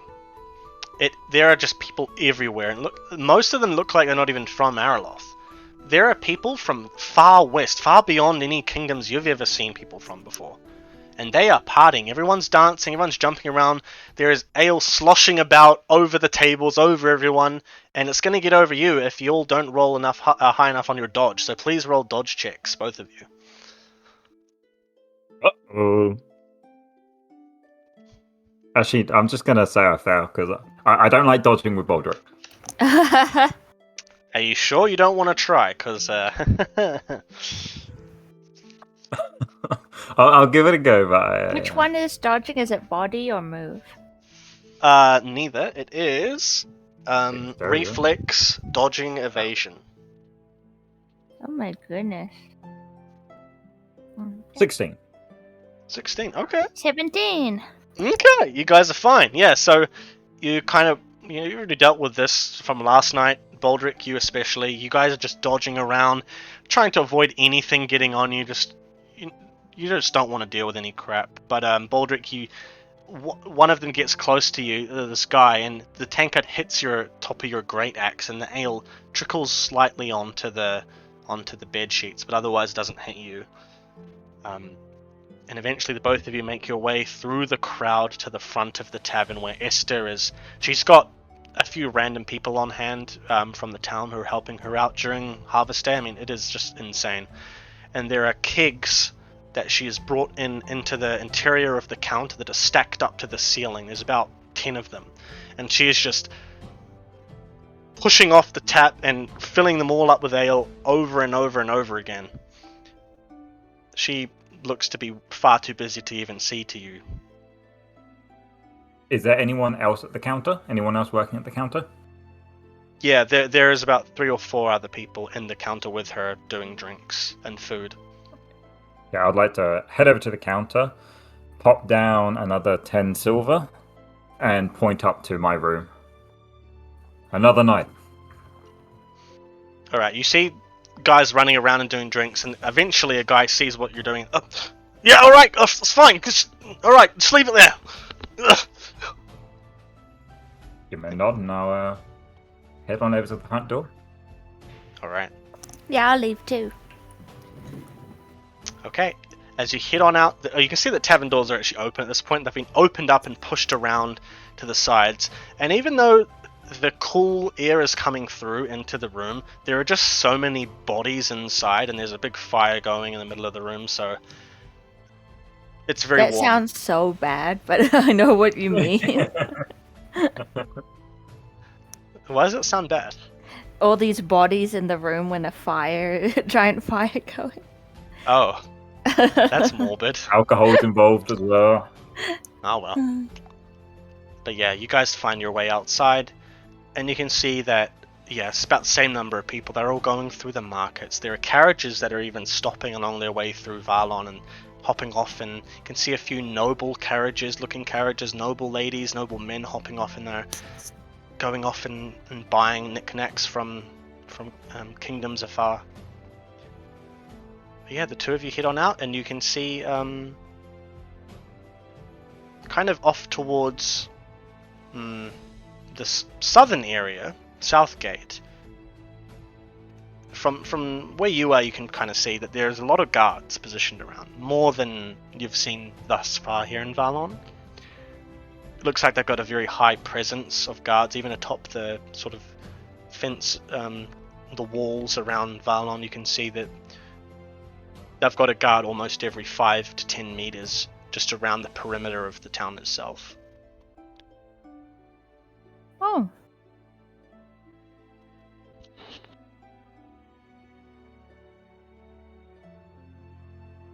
Well, it's a nice day for visiting friends. Visiting friends. Hmm. Where I thought we were going to the caves. Silly Baldric. That's what I just said. Oh, right. She's your friend, isn't she? Yes. Yeah. Well, actually, speaking of that, I had a vision last night. Oh. And from what I can gather, it looked hopeful. I have a lot of trust in you. So, Me? hopefully. Yes. Hopefully this amazing, spectacular plan that you have is going to be what solves the solution. I hope so too. I'll make sure no one distracts you or gets in the way whilst you deal with it. Good. Keep the Shikari back if he tries to kill her too soon. Don't worry. He may be an expert in monsters, but I'm an expert in people. Oh, that's good. Where should we go then? Is there anywhere to eat before we go? Right. I'm sure there's one of these stools is selling food as we head to the north gate. Where are we meeting Vandrel? I believe we're just meeting everyone at the north gate. Oh, right, yes. Okay. Can we look around for food? Yeah, you don't even have to roll for it. You can see that there's a couple of stalls around the center of the town, off to the left-hand side, and you can see the steam rising up from whatever they're cooking. They got these huge pots, and people are gathered around. You can go over there if you want, or back on the other side of town, you can see people gathered around something that's very multicolored and interesting. I'll What go takes for your the fancy? first one. Maybe this one, and I point to the first one. I'll follow you. Alright, so you guys head on over the other side of the street, up towards the center of the town, and you can see this huge metal pot, like 5 by 5 meters, that about 3 men are going around in a circular fashion, stirring it as they go, and almost like a bit of a dance. And they're throwing in spices and herbs and all sorts of things, and it's making this interesting aroma that just assaults your senses all at once. And seems to be some sort of curry or a stew of some sort, and the Arelson people are sniffing it and looking at each other like, what the heck is that? Oh, it smells a bit strange.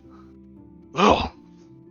And they're all just kind of interested in what exactly this is, but even as the people are stirring, they're picking up little wooden bowls and picking up sort of large ladles to ladle into these little bowls this soup or this stew, whatever it is. and handing it off to people. And the people who receive it are flicking off about 5 silver or iron even as they go. And eventually you guys make your way into the crowd and finding your way closer and closer as you go. Are you sure you want this? Oh yeah, it seems fine, and the weather here is quite cold. You can have some first. Okay. I would... Excuse me? Yeah, what's up? Could I have a bowl, please? Alright! Twirling around. Hey! Shoop, hup. Ladles in this, whatever it is, and hands off a big wooden bowl of it to you. 5 silver? Oh, here you are. Yeah, thanks. With a spoon? No, Oh. just a wooden bowl. What? Oh, how am I supposed to eat this? And a Drink guy it. off to your right leans in. Like this. And he just slurps up and he gets all down his beard and he winks at you. Ugh. But does it have lumps in it? Like food lumps in it? Kind of, like a little bit, but it's drinkable like a soup, just a bit of a thick soup. Okay, I want to make an illusion of a spoon, and because of my augment, I can make it physical, so I'm gonna make a spoon. Alright, roll a necromancy check. The coolest necromancy check ever. I made a spoon. Spoon. I feel like that's never been spoken in history. Like you created that sentence. I'm going to use my necromancy to create a spoon. 24. Nice. No friggin' problem. You make the Silver most spoon? beautiful spoon ever. It is, solid silver. It sparkles. The light refracts off of it. Even through the misty clouds and the snow, little bits of snow falling down, reflects this brilliant silver spoon. And a few people around you look, oh, sorcerer, can you make me one? Oh, sorry. I don't have time to make one for everybody. Oh, that's a pity, isn't it? And he actually starts tearing up. It's just so beautiful. Oh, well. I won't need it when I'm done. Can I have it after you? I suppose, yeah. Well, thanks. I'm not going to scoff the food, though. I'm going to take my time. Alright, I'll wait. And Okay. The guy off to your right just sort of smiles at you and wipes some tears away. What's wrong with him? Yeah, I'm gonna just, eat very politely. Alright, and Baldric, are you waiting kind of clearly in line for some I'm as well? watching. I'm watching her reaction. Oh, okay. Yeah, are you allergic to... No, just kidding. Are you allergic to, illusioned silver? No. Yeah. Yeah. She's a werewolf! No, but yeah, it tastes amazing. This is one of the best meals that you've had in a long time. Oh, this is amazing. This is like on the level of some of the chefs that your family would get in back at the capital. Oh, wow, I love this. Baldric, you have to have some. Not from mine, but you have to get some. It's that good? Nom, nom, nom. And I have my pinky out with the spoon.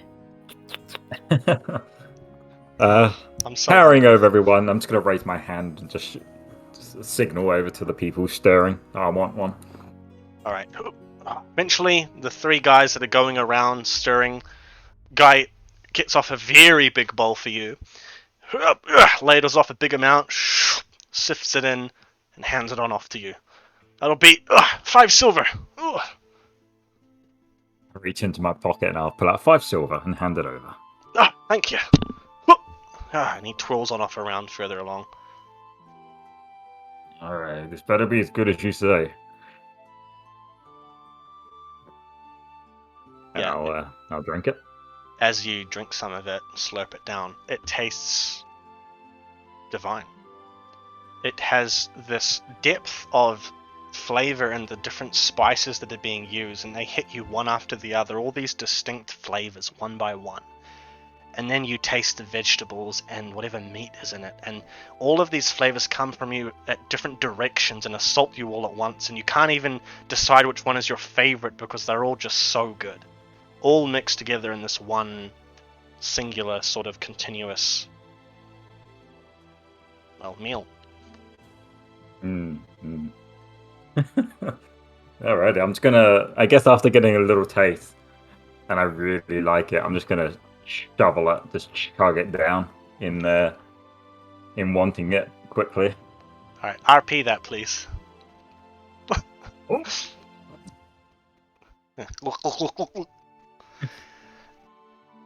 After a while, you guys are standing there eating it slowly. You, Sylvain, eating it slowly for about 5 minutes or so. You finish, and the man off to your right is very eagerly standing there, the Arrowson man with the beard. And he's picking off some dried food out of his beard. Oh, you're done with that? Oh, yes, it does appear I'm done. Could you take the bowl as well? Oh, yeah, no problem. Oh, here you are. He takes the spoon off you and then bowl, and he just holds the spoon up. Oh, so beautiful, never seen. It looks like it was made for royalty. Thank you. Oh, you're welcome. Yes.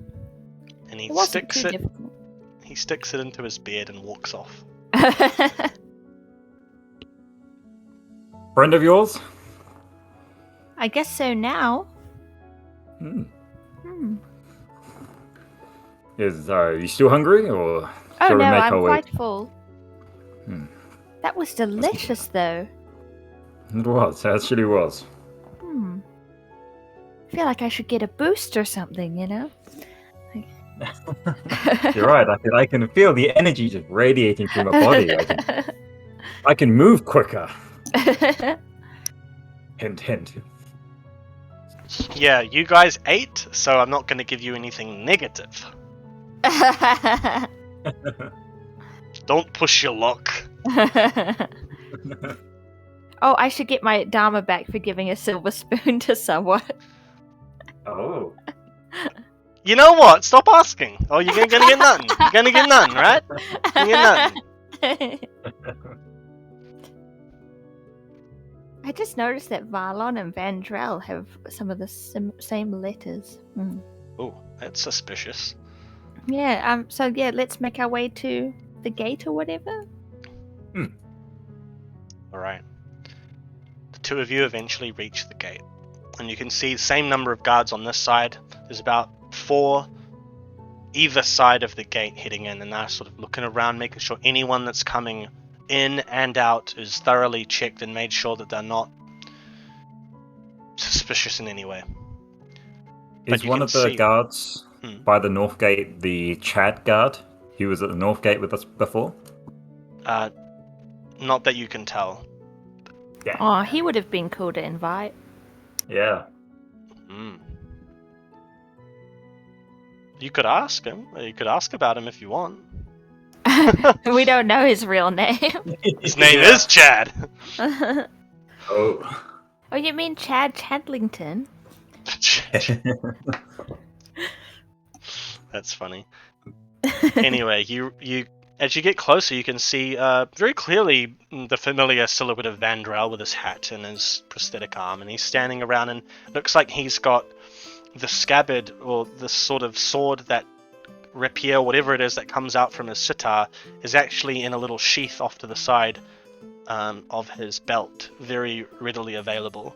And he looks to be talking with Suvios and 2 others that, as you get closer, you can make out the familiar appearances of Trina, the Fletcher, the archer, and Headsman Hovar himself, head of the Hunters Guild. Oh. Good morning. They all turn. Ah, hi, good morning. Suvios and Hovar just sort of grunt, but Trina nods kind of graciously. Hello. I'm glad you came. Yeah, well, firstly I asked Trina, and then she wouldn't come unless Hovar could come too. And Hovar wanted all his men to come, but they're still, getting healed and whatnot, so... Looks like we got a few people to come and help us with our... And he looks at the guards. Our thing that we have to do. Extermination of the spiders that attacked our people? Yeah, that. Alright. You two, do you have horses? Oh no, I don't. I don't really ride. Not anymore. Alright then. Well, I go in the carriage though, but I can't really sit on one easily. We have the too. same legs, you see. Woman, man. My name's Hovar. Headsman Hovar. You will address me as such, outsider. Are you talking to me? Nah, he's talking to Suvius. Oh, okay, good. Headsman, you have a carriage or something? And then Trina pipes up. Yes, we do actually have a carriage. We can take it to Gossamer Mine, the same way we got there with the guards. Alright then. How many people can it fit? I think it will fit all of us, yeah. Actually, and she looks over at Baldric. I'd prefer to ride a horse, not sit in a carriage. Poor horse. I'll see what I can do. We got some pretty burly draft horses that might be able to accommodate your size. Alright, well that'll be alright then, Trina. Suppose we should be going now. I hear you want to kill the Spider Queen. What? Yeah, Vanderel here, he said that you want to kill the Spider Queen yourself, you want the glory for yourself. And you know what? I'll let you have that. But I just want to kill as many of those little critters as I can. You can deal with the Queen. Oh, okay. And Vandrel looks at you wide-eyed. Yeah! You want the glory of killing it for yourself. And so Hovar is going to deal with the other spiders. Yes, I'm very bloodthirsty. Yes. Very. I will paint my horns with the blood of the Spider Queen.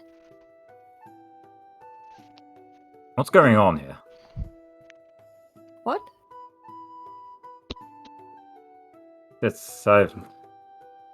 I'm confused.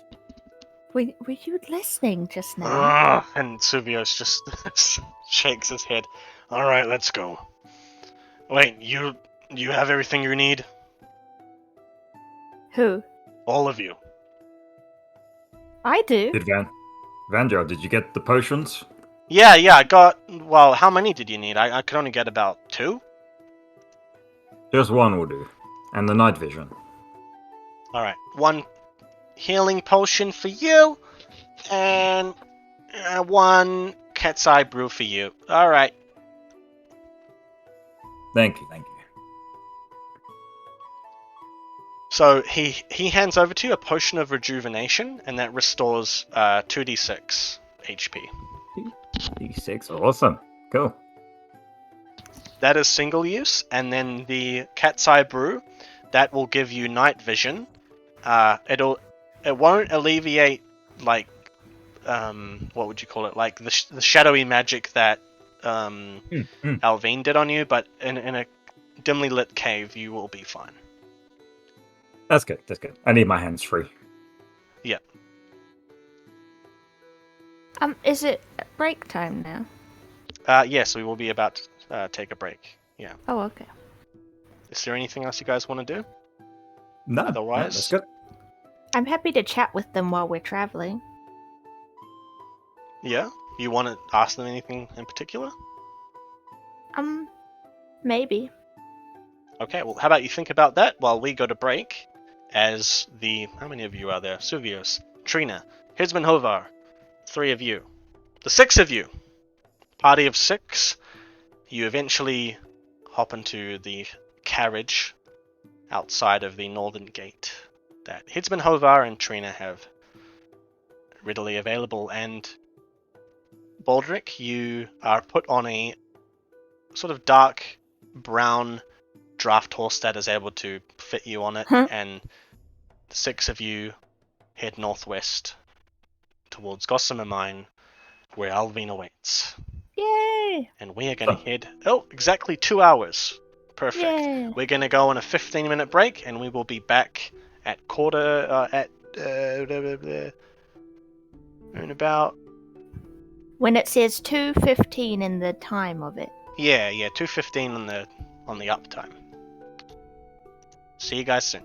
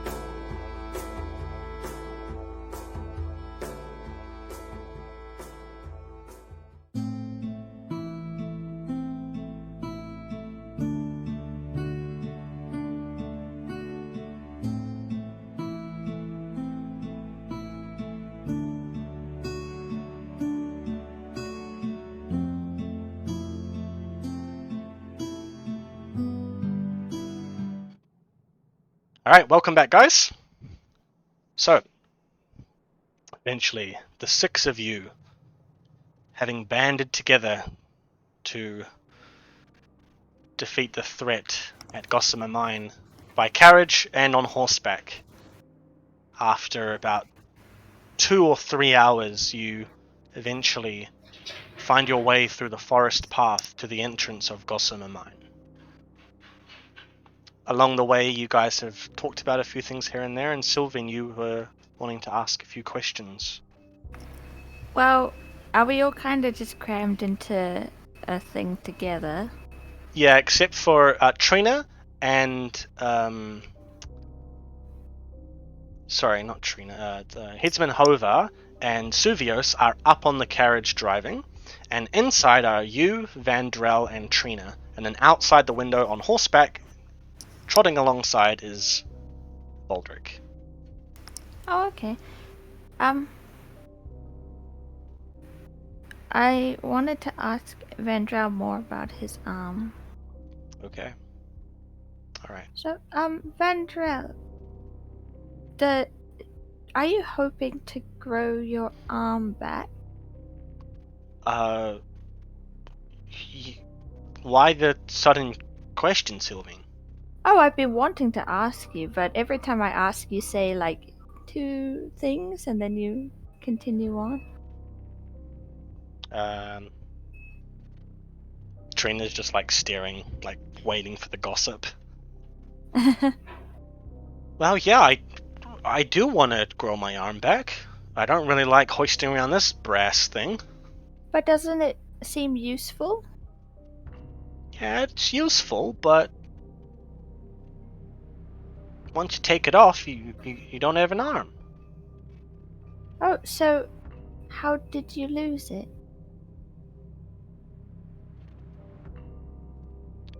And he sort of looks down and looks around.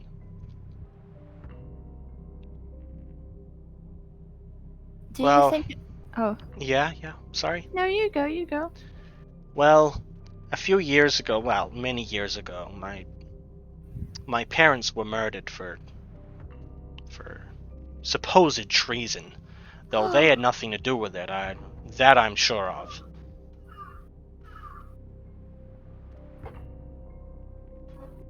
But I tried my best to prove it, but I couldn't. And this is what happened.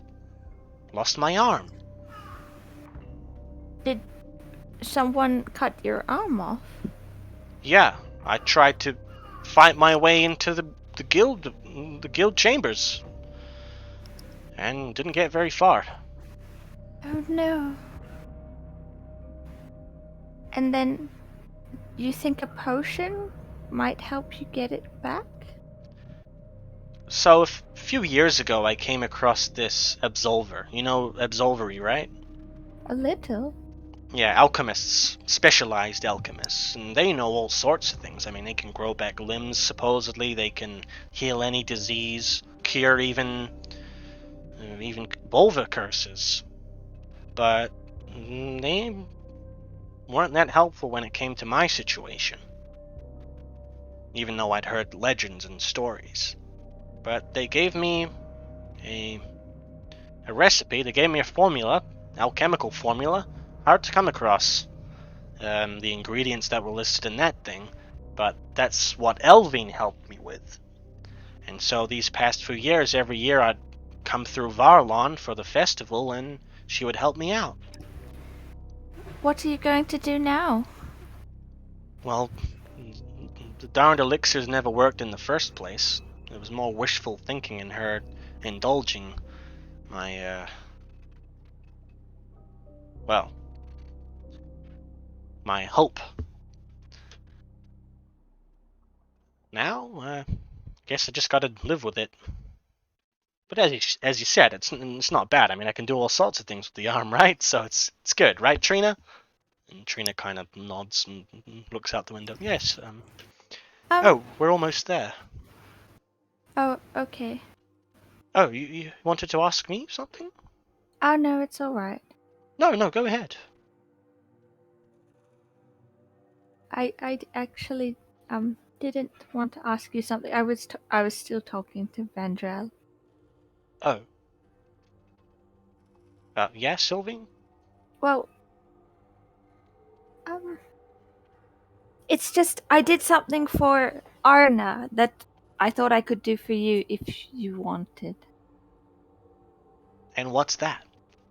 I can make it appear as if your real arm is back with an illusion temporarily, you know. Oh. It would be the best I could do. I'm not a healer. No, I know. Look, I really appreciate it. I've paid for services like that before, Oh, really? People not unlike you doing, well, it's a profession, isn't it? I mean, you pay them and they can create all sorts of illusions for you. Oh. But yeah, no, I've paid for things like that, but eventually the novelty of it wears off, as amazing as it is.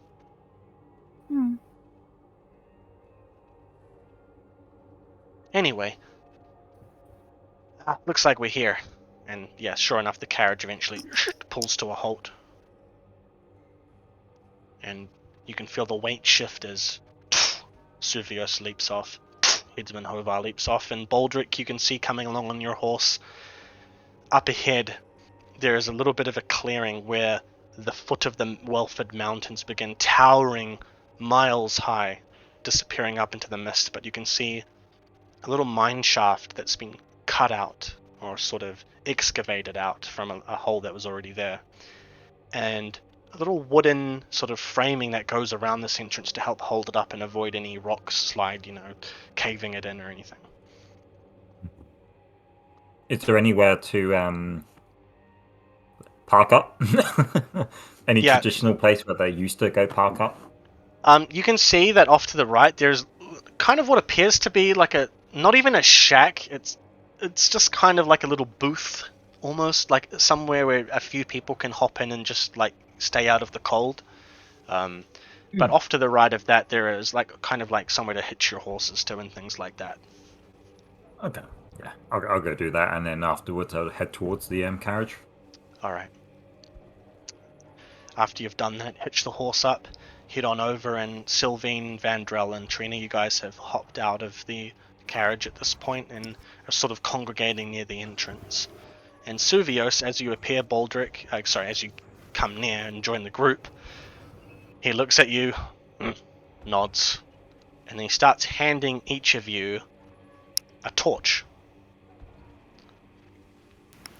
Handing one off to the other 5 of you. Thanks. What's it for? You're gonna need it. These beings of Black Dharma, they don't like fire, and we'll need it to light the way. Any of you know pyromancy? Vander looks around. No, I don't. I don't know any pyromancy. Sylvain, you know any pyromancy? No, I don't. Oh. Baldric? No. Alright, old-fashioned way then. He's gonna try and roll to make fire. I'm gonna put my torch, the stick thing, just on my hilt. And put it away. Alright, no problem, 25. He kneels down and pulls out a little sort of contraption. It's not mechanical in nature, but it's sort of just holding a flint and steel and one thing together, and he pushes the pieces down together, kind of like a winch almost, and it just sort of pushes it down. Sparks fly off and ignite his torch. Alright, and he starts lighting each of your torches. Silvios? Mm-hmm. I saw something back at the market, and it looked like a spirit stone, and I was wondering if you know what those are and what they do. Yeah, spirit stones? Yeah. Why are you asking? I just told you I saw something that looked like that at the market. Yeah, but I mean, what are you hoping to do with it before I answer? I don't know what it does, so I'm not hoping to do anything with it. Alright, I'm just making sure. He looks at the rest of them. Spirit stones can be used to trap Bolver curses, like werewolves, things like that. You can literally trap the curse within the spirit stone itself. What? But not in this situation. I don't know. It's possible. Oh. Do you know how? Do you just touch to them, or? No, you need necromantic spells to do that, or miracles that are far beyond my purview. Oh. But at least with Bolver curses, I've seen it before. I myself cannot do things like that, but I've seen it. Oh. And then Suvius looks over to you, Baldric, and looks at your token of Suma. You are a follower of the faith? I am. You've come across priestesses in your time? Many. You've ever seen them cleanse a Bolver? Cursed one? Cleanse a what? A Bolver. A cursed one. I mean, plenty of times. You know the specific miracle that they did? Yeah. Probably, if I think about it, but... I mean, not as if I can do that type of thing. Yeah, I suppose so. Do you want to try and remember if your priestess ever did anything like that? Yeah, why not? That's what she used to go around and do, I guess, so... What am I rolling here? You can just roll a faith check. Oh. That is a 17. 17. Though you can't recall the name of the miracle itself, you do recall what it did. And what it did was it took the curse upon themselves. So basically, the curse was removed by touching, and the priestess performed some sort of incantation, a prayer of sorts. And the curse was removed and placed into her, and then it was just sort of absolved within her. You don't know if she actually carries this curse within her now. You're not sure if she moved it into a spirit stone, but you just remember the very vivid image of her taking it into herself.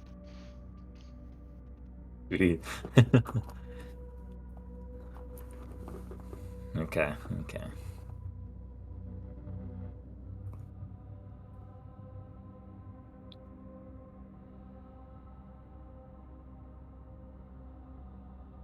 Anything? About the thing? The healing thing? Yeah. Yeah, it was pretty nasty. Pretty nasty. What Take it into happened? herself, it appeared. They took on the illness. But she put it into a stone? Like, she takes it and puts it into a stone, or? No, into herself. Oh. That's strange. Do you know what curse it was? Oh, all sorts. Nothing awful, though. Just the minor stuff. Did she ever show any symptoms of these curses? No. Can't say she did. Interesting.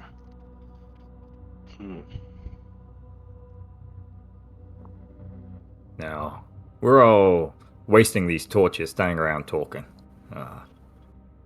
Yeah, and Hovar sort of plants a spear in the ground. It's kind of like a spear and an axe at the same time. It's got an axe at the end of it. Yup, I've had enough. Let's go. All right, I'll lead. You follow. And he turns and heads on into the cave. I follow. Now, what configuration would you guys like to go in? Before I go in, as they start heading in, I'm just going to run over to the horse, and I'm just going to go leave my the wrapped up axe next to it, and then catch up with everyone else. Okay, interesting. Isn't that your only weapon? No. Okay.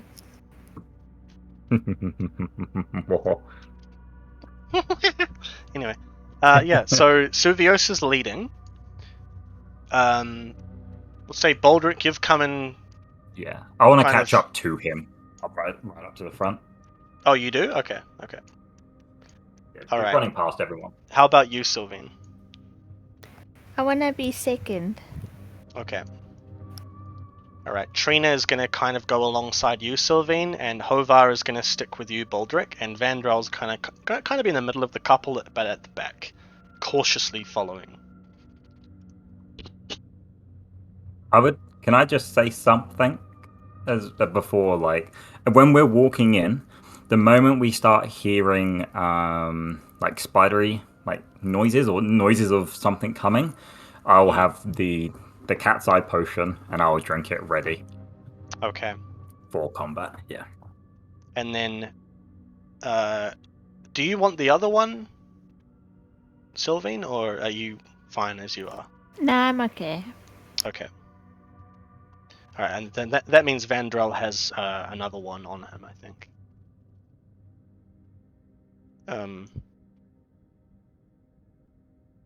Yeah. So in that case, 6 of you slowly creep in to the caves.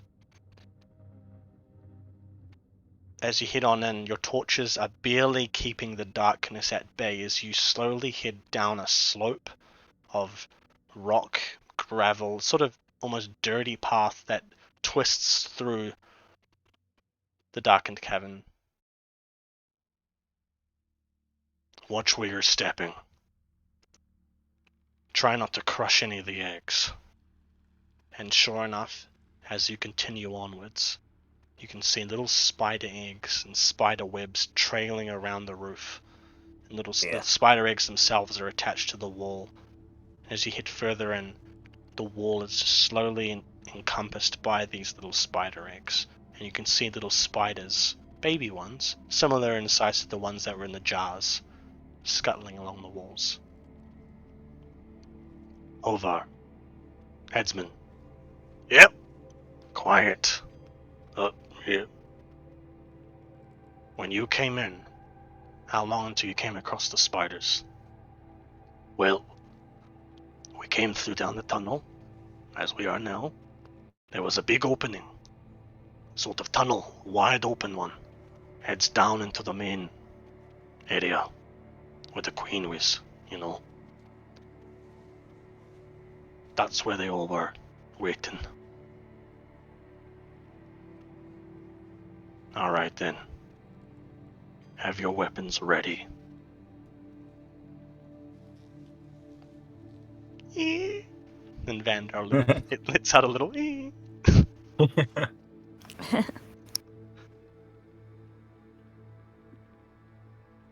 Further down you go. And at this point, your light is barely illuminating a few meters in front of you. Even in this area, with your torches, you will have low vision. So you all have -2, unless you drink your cat's eye brew. This darkness is unnatural. Normally, when it comes to the dark, when you hold a torch up, as things get sort of fainter in the distance, you can still sort of make out shapes, but it's basically about 2 meters out from this torch you're holding up. It just immediately evaporates into pitch black. It's unnatural and it's unnerving. But as Suvios heads further down, he seems to not be affected so much by it.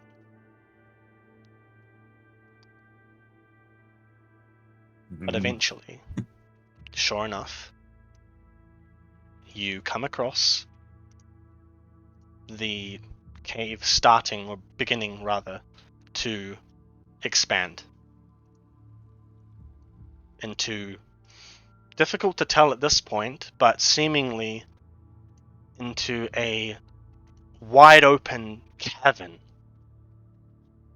that stretches out long ways further into the darkness, and there is a path ahead of you leading forward. What would you like to do? Continue onward? Follow the Shikari. Alright. It's about that time to bring up the map. Yay! And Baldric, you will recall this similar scenario with light from our Cyberpunk campaign. The light will follow you wherever you go, but stray from it, and your singular torch will not be enough to illuminate the darkness. Hmm. You're just going to follow Suvios? I'm following him because he's got light at the moment until I down my cat's eye. Okay. Just remember, you've all got torches individually, but singularly moving away from the crowd of light, like the 6 of you creating this bigger source, it won't be enough. So just remember that. As you head further along, you can hear scuttling above you. And you can see almost bioluminescence on these large mushroom-like shapes. Thick and that gooey, translucent, same color as the mushroom, this mass of web hanging down. It's so heavy that it hangs down and drapes like a curtain, and it disappears back up into the darkness. And you can see larger spiders crawling down this web, scuttling up onto the mushroom and feeding off of it, and then disappearing inside of it. Suvio stops in his tracks. You hear that? Possibly. I want all of you to roll an awareness check, please. 10. Oh dear. How do I do it? Awareness is intelligence awareness. Oh, sorry, that's a bug. 17. Sorry for the clapping, guys. 17. Yeah, looking around, Sylvain, you can clearly see that there are large shapes moving just outside of this light source, and they're surrounding above you. You can see the path sort of diverges and heads further east, I guess, on the screen. Further upwards. Or further downwards, rather, on a decline. Further down into the cave. But you can see on the raised, where the sort of cavern starts raising up again, you can see large shapes are moving off and flanking you. We're being flanked. And Suvios Okay, as is he says turning. that, I'd like to down my drink. Okay. And as you down yours, Vandal, and Hovar turns to the both of you. This ain't the time for drinking! Are you mad? Quiet. Yeah, it's not ale, it's an elixir. Oh, alright. You got one for me? No, we only brought 2. You don't have anything like this? You already been here before. It was dark the last time you came. You're not prepared. And Trina hits him. Be quiet. And she readies her bow. And then Vandral, he readies his sword. Hovar, his axe spear. Baldric, your fists, I assume. Yeah. And Sylvain, your hands. Yes. And Suvios just holds his torch up. And you can see on his back a long, very overtly large katana. And he puts his right hand on the top of the hilt, waiting. And sure enough, eventually, 2 little shapes come into view above the sort of raised areas off to your, well, above you and below you. And they just sort of sit there for a moment. Not really doing anything at this moment. They're just sitting there. But you can see that these creatures are seemingly identical to what you have faced before as they come into view, and that hissing as they just look at you, watching. What's the plan? Are we supposed to attack them, or shall we continue forward?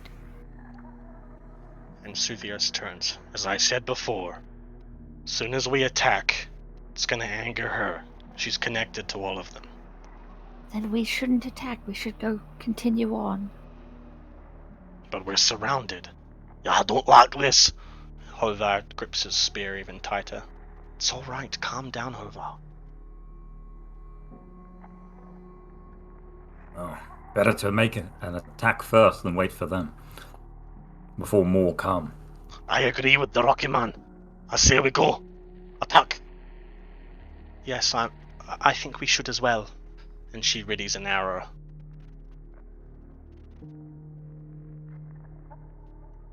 Well, let's do it then. Alright, on my signal. Get ready.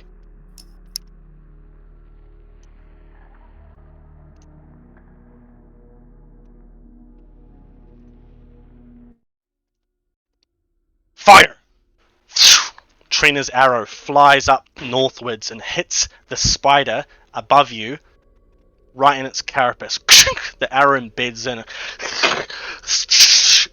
Acid just starts spraying onto the floor in front of you, and actually starts to sort of spill off the side of this rocky raised area and falls down right in front of you.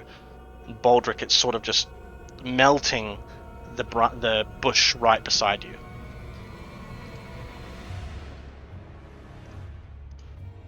In that moment, you can see two more spiders begin to walk up, very slowly. Now, this is the combat order. This is how it's going to go. First up is going to be Suvios.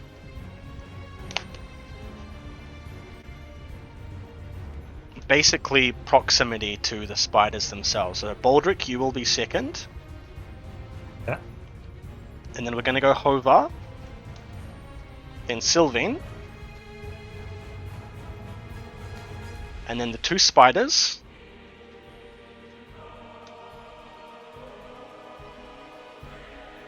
And then Trina. And Vandrel will be last. Alongside the spiders that are above, looking down from below. Okay, you guys got it? I think so. Yeah, so Suvios, Baldric, Hovar, Sylvain, the front spiders, Trina, Vandrel, and the spiders above. I can only see 3 spider icons. Oh, wait. Oh, it's one dark. Yeah, there is one at the far bottom, it's kind of a yellowy one. Oh, I see. Yeah.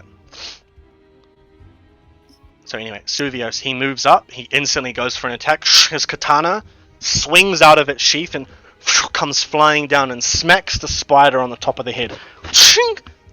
The katana pierces through the spider's carapace, just missing decapitating it entirely, but acid splays up and he darts back with the rest of his move action. Baldric.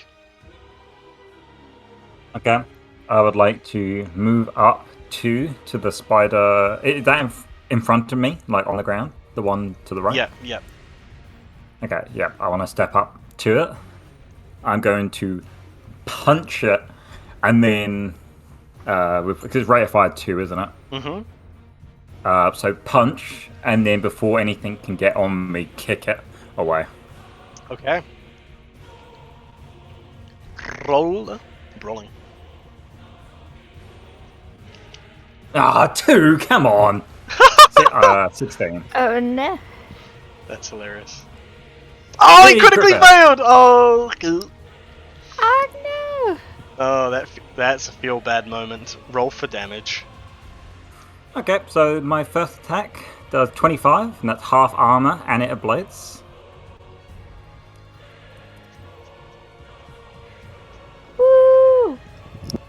And the second attack does 16.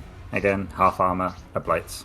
Alright, yeah. So the spider, you punch it and its jaw almost snaps. The mandibles are now like extended around to the side of its face rather than at the bottom, and it spits out a whole bunch of acid onto the wall beside it. And then you kick it back, and it goes flying against the wall. Nice. Sorry, just a moment. This one. Okay. Goes flying against the wall and falls to the ground. Hovar, he gets really excited. And he uses his action to jump up to the spider up here and moves up as well. Sylvain. So all the spiders are alive right now. Alive? Yeah, seemingly. Oh, okay. They look like the spiders that you've faced before. Yeah. So are the spiders quite close up? Yeah, they're pretty close. They're within about 4 to 5 meters. I want to kick the green one. Okay. Right, you move up and roll a brawling attack. Is that with body? That's with reflex. Oh.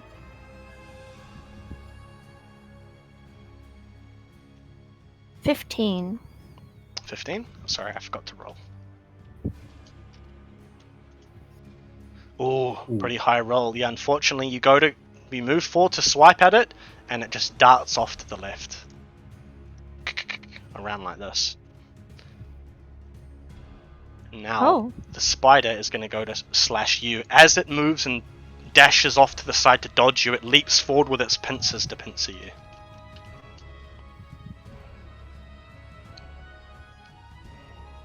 What's your guard? I don't know. Should be on your character It'll be sheet. 21. Shield. I don't know how. I don't know how to know. What is it? 10? Okay, it must be 10. Yeah, 21's too high anyway. Roll.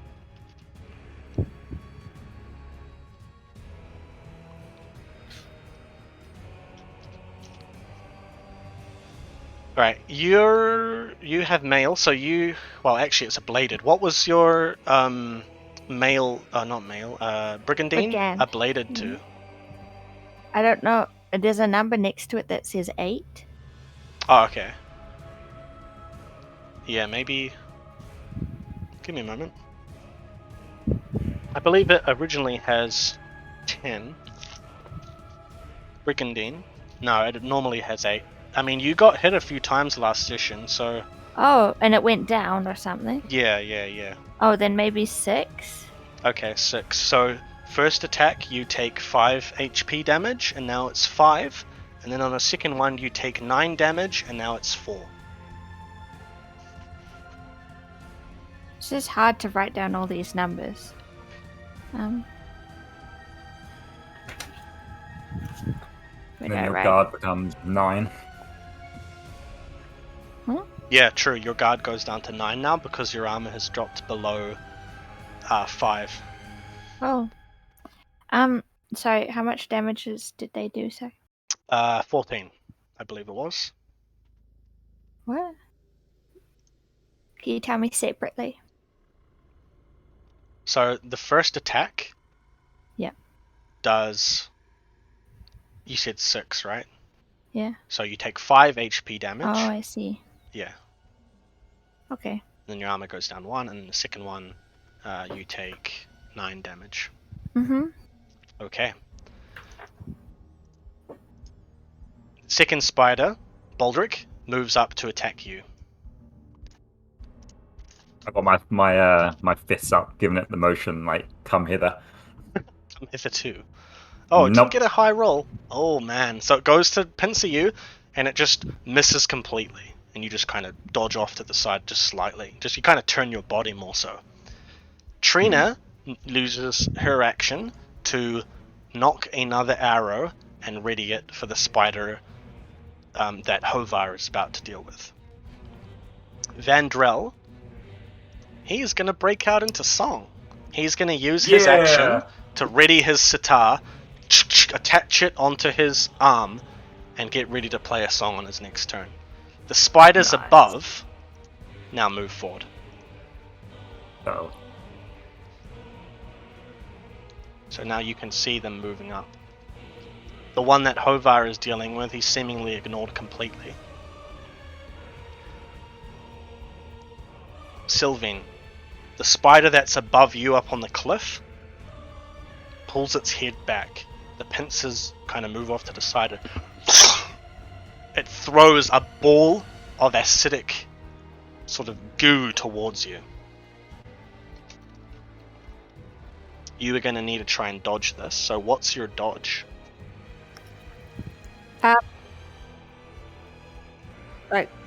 It's 5. 5? Yeah. Yeah, you get hit. But you didn't let me roll. Ah, you don't roll for dodging. Oh. So... Oops. Is that 5 base, or is that just 5 for the skill? Oh, That's yeah. 5 for the skill, dodging and evasion. I have 5 points. Yeah, so you got to combine that with your reflex. Well, which- that would be nice to know. So it's 9. 9. Yeah, that still hits. So you take... Dun, dun, dun. Oh, did I do that right? Yeah. You... How much... what's your armor at right now? I don't. 4. 4. So you take 9 damage, and you are now poisoned. So what that means is you take 1d6 extra turns from now on, unless someone heals you. Someone heals you from poison, or you can take a herb or something. So even if you don't get hit for a turn, you just take 1d6, okay? Mm-hmm. Alright. Sorry. Alright, Suvios,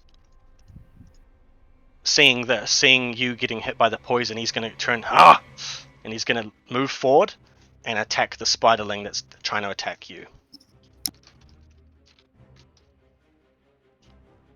I believe his was 14.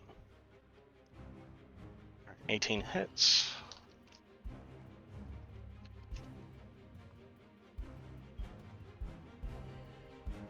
Oh, 13 is not that good. Yeah, he moves forward with his katana and strikes down onto the spider, smashing it on its carapace, but the spider just sort of falls down and then pushes back up and flicks his sword back around, and he manages to catch that momentum and swing it up ready to go again. And with his move... Oh, sorry, he did actually move up, never mind. We will go to Baldric. I want to try do something fancy. So instead of doing the Rate of Fire 2, I want to roll my brawling, and I want to essentially combine them with me grabbing his front pincers and then kicking him again. I mean, you can put him in a grapple and just deal your body stat directly without having to worry about ablation.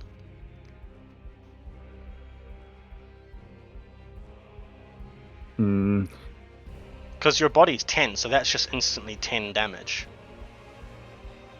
Yeah, but I get to roll 5d6 plus 7, so I already get plus 7. And I blade. Okay, I'll just go for another punch kick. Yeah. Come on. 20, that's better. Come on, please. Please, please, please. Oopsie daisy. Yes! Oh, that was close though. Nice. Roll for damage.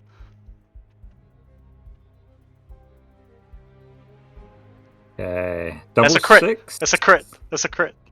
Roll a 1d10. Okay, I do a double crit as well, by the way, because of my tree. Is that a bloodlust thing? Nope. It is the intimidation, bloodthirst 4. When you inflict a critical injury, the enemy takes times 2 the injury instead of 1. Oh, okay. In that case... I got a 4, so do with that how you will.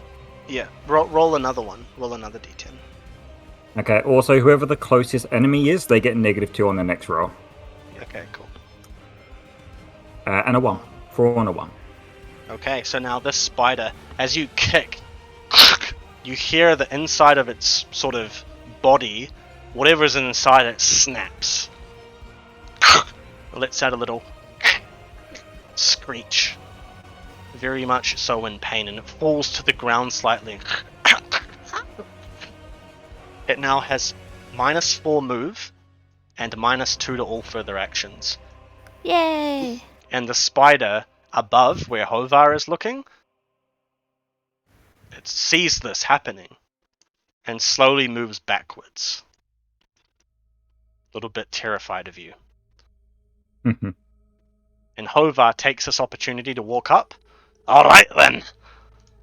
Let's go. Hang on, that was only my first roll. Wait, I thought... Oh, you That was only just one kicked. roll. Oh, okay, okay. And then the second one, again, half armor, ablates again. 19 damage. Okay, cool.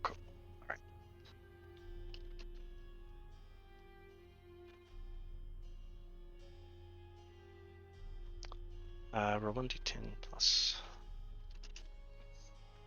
Ooh! Hovar got a critical. What a This chat. guy. Woo! 33? That's Legendary. pretty And high. he's scared.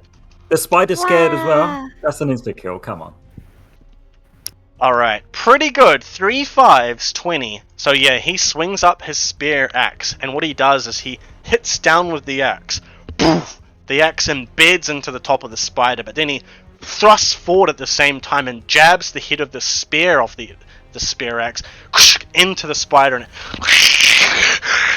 yelps out in pain.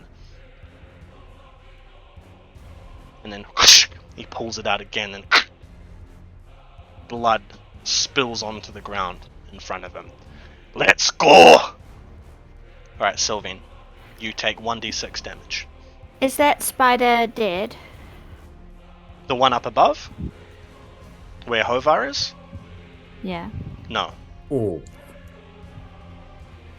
Is that straight, or did it get deflected by defense? Sorry, what? The poison. Hovar's attack? No, the poison. Oh, the poison's direct, yeah. Oh. Are you okay? Are you doing okay? Yeah. Not really. Are you seriously wounded? Like, are you under 50%? I need to do some maths. And then and then 23, 29. Maybe I'm at exactly half health. Okay, so you now are considered wounded. So you have -2 to all your actions now until you get back above that. Okay. Alright, it is your turn now. So, first roll a d6. Oh, you did. Oh, you got 6! Oh! That's why I asked. Ooh. Okay. Yeah, I want to use my, skill from the glyph tree, Willbender, to control the spider to attack his buddy. Oh! Okay. And how does that work? Let's have a look.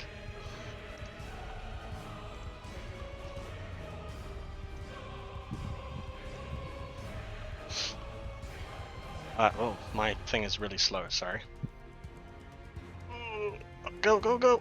It's from the Resurrect branch.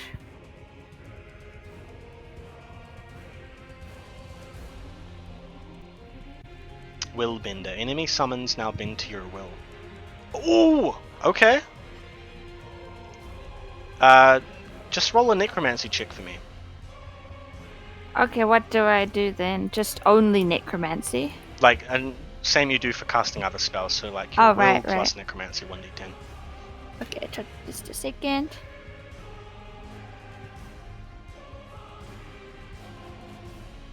$22. Nice. Yeah, 22, no problem. So, yeah, you don't even have to go near it. You just throw out your hand, and the spider starts to shake and that sort of green energy, that green flame that sort of comes up when it dies, is thrown up into the air and then sucked away into nothingness, and replacing that is this sort of extension of you. And the spider turns to you and chirps, kind of friendly, and is seemingly trying to communicate with you, ready for a command. And actually, it's the spider's turn now, so what would you like it to do? I want it to attack the one that Silvius is fighting. Sorry, did you target this spider here? The green one. The green one? Yeah. Okay. So it's going to use its action to climb up, because the one that Silvius was fighting, the green one. The black one at the bottom is up above. So the spider is going to climb up, basically up the side of the wall, scuttling up, and it's going to go to attack. You can roll 1d10 plus 15. Sorry, 13. Why 13? Because it's injured. Oh.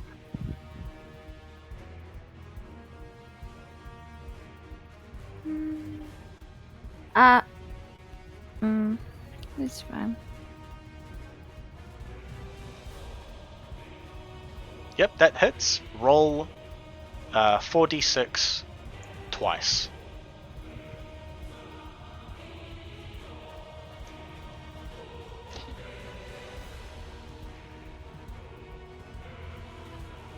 Oh, crap.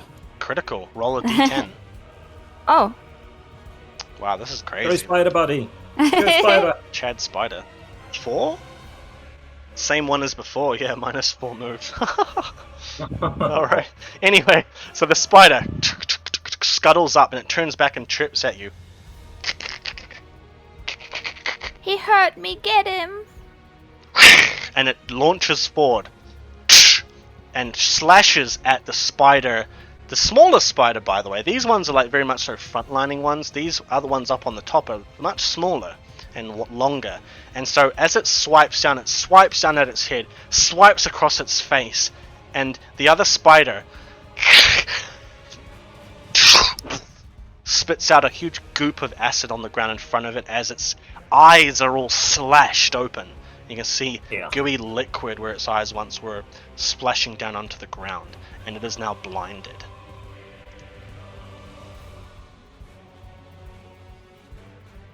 Alright, now the spider that was attacking you, Baldric, this one here, is going to go kind of cautiously move backwards, and then you hear a... With the -4? Yeah, like here. It's going to move back, and then it's going to let out a...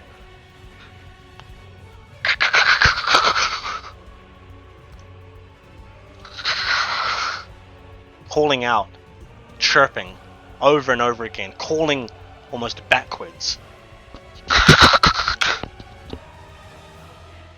And that's basically all it does. Trina is going to move forward, up towards the spider that Hovar is dealing with, and she is going to launch off an arrow. The arrow flies off and shoots the spider in its carapace, embedding right into the side of it. The arrow sinks in, and blood starts pooling off out of the side of this gash, this wound, and out of the wound that Hovar did, and the spider falls to the ground. Lifeless. And as it falls to the ground, that familiar green wisp of necrotic energy shoots up into the air, and the spider disappears.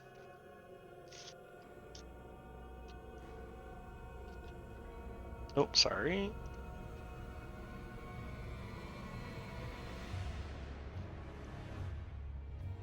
Alright, it is Vandrell's turn. And Vandrell, as he sees you, Sylvain, really struggling, he's going to move around and see that you're like kind of bleeding around your arms and stuff. He's going to look at you.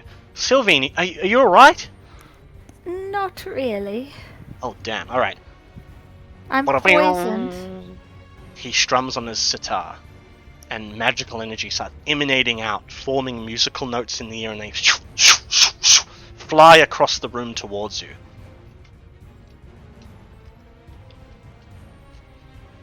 Let me just check Vandrell's.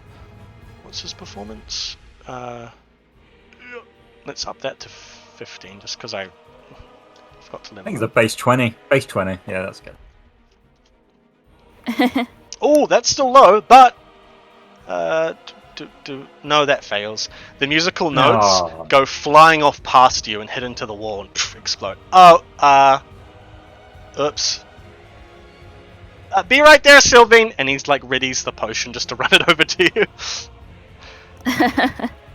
Alright, Suvios is gonna turn. Alright. Regroup! Continue onwards! And let's just say that Hovar jumps down for his turn and starts moving more forwards as a group. Baldric, is now your turn. Okay. Is this spider looking like really bad at this point? Yeah, it's basically just cowering on the ground. Its body seemingly like snapped inwards, and it's just calling out for help, like. That's all. Okay. I just want to run and just toe punt it. Alright, you run dumb for face. Don't even roll for it. You just run forward and kick it, and it goes flying upwards into the sky. Well, up into the upper regions of the the cavern, rather. Smacks on top of this sort of mushroom goop that the webs are attached to, and then it flies back down and smashes onto the ground dead. The flames whip around it and it disappears. Alrighty. Let's keep going. Alright, Sylvain, as the party begins to move forward, you can see that your spider is still dealing with this other one. What would you like to do? I guess they could continue fighting. Alright, do you just leave them to their own devices? Yeah. Okay. You just continue along, and the last glimpse you see of your little spider, it looks back at you and it tilts its head and it chirps one more time, turns back towards the other one, and they just start scrapping it out as they disappear into the darkness. Eventually you hear a flame go off, but you're not sure which one it was. Very sad. Sorry. Now, as you move forward, you can see off in the distance a very menacing green light, illuminating the shape of a giant spider. Much larger than that giant one that you encountered outside the village. What is it? It can't be her, right? So not. Or did Vandril give that potion to Sylvain? Yeah, let's say that he, in this time, he has rushed up and he has handed you a potion of healing. Does that help with poison? No, you're still poisoned. And thank you for reminding me, you can take another 1d6. But it's not a turn. No, but you just had your last turn before. No, I didn't. It was your turn next. It's still my turn next. We'll take it anyway. And you can have the healing potion if you want. I don't know how to do it, I forgot. Just 1d6.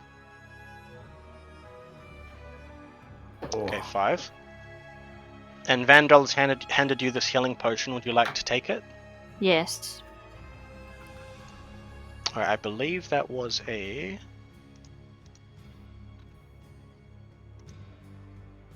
$2d6. Yeah. Oof, Oh. that's unlucky. Hmm. So you chug the potion down. It makes you feel better, but you can still notice and feel that you're pretty heavily banged up. But in this time, Vandrel is also going to attempt to cast a spell on you again. I think I might die down here. Not if I can help it. He is going to use his luck. All of his luck. To try and make this succeed. Oh Oh, you almost failed still! What the heck? Okay, he succeeds, but... let me just see. He is going to put a spell shield around you.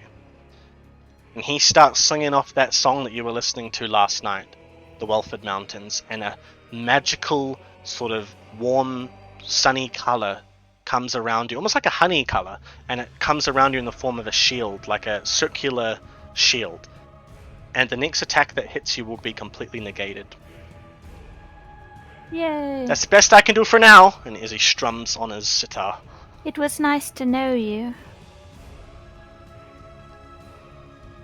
Alright, the party moves forward. Suvios can see that this creature, huge and menacing, is moving towards him, and he moves up towards you, Baldric. Are you ready? Born ready. It moves forward, and it slashes out to go get the both of you, much faster than before you guys can even move down your weapons to attack.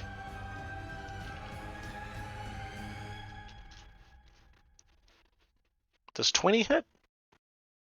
Yep. Okay, He has 20, to crit fail to hit me. To not hit me. 20 hits him as well. Not 1d10.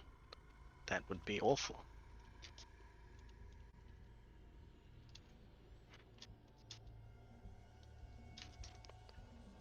Alright, 16 on the first one, 17 on the second, and that's a critical. I'm going to use a bloodlust to get rid of the critical. Okay. And a 6 on Suvios is a torn stomach. Oh, frig. Poor guy. In this moment, you can see a pincer pierce Suvios right into the side of his stomach. Gah! Lifts him up into the air. Is that Alvin? The huge spider. You can see it's not Alvin. It's just a large spider. You see Suvios. He gets thrown across the room and lands beside you on the ground. Ugh! Shikari, are you okay? No. Ugh. Baldric, your turn. Okay. I would like to run full speed. I'm assuming this is the big spider, yeah? Yeah, it's a huge spider. It's taking up the entire pathway, blocking you. I would like to run round... Oh. Am I able to get to the side of it? You'd have to climb up to get around it. Okay, what about going under? You can try. You can try go under it. You're pretty big though.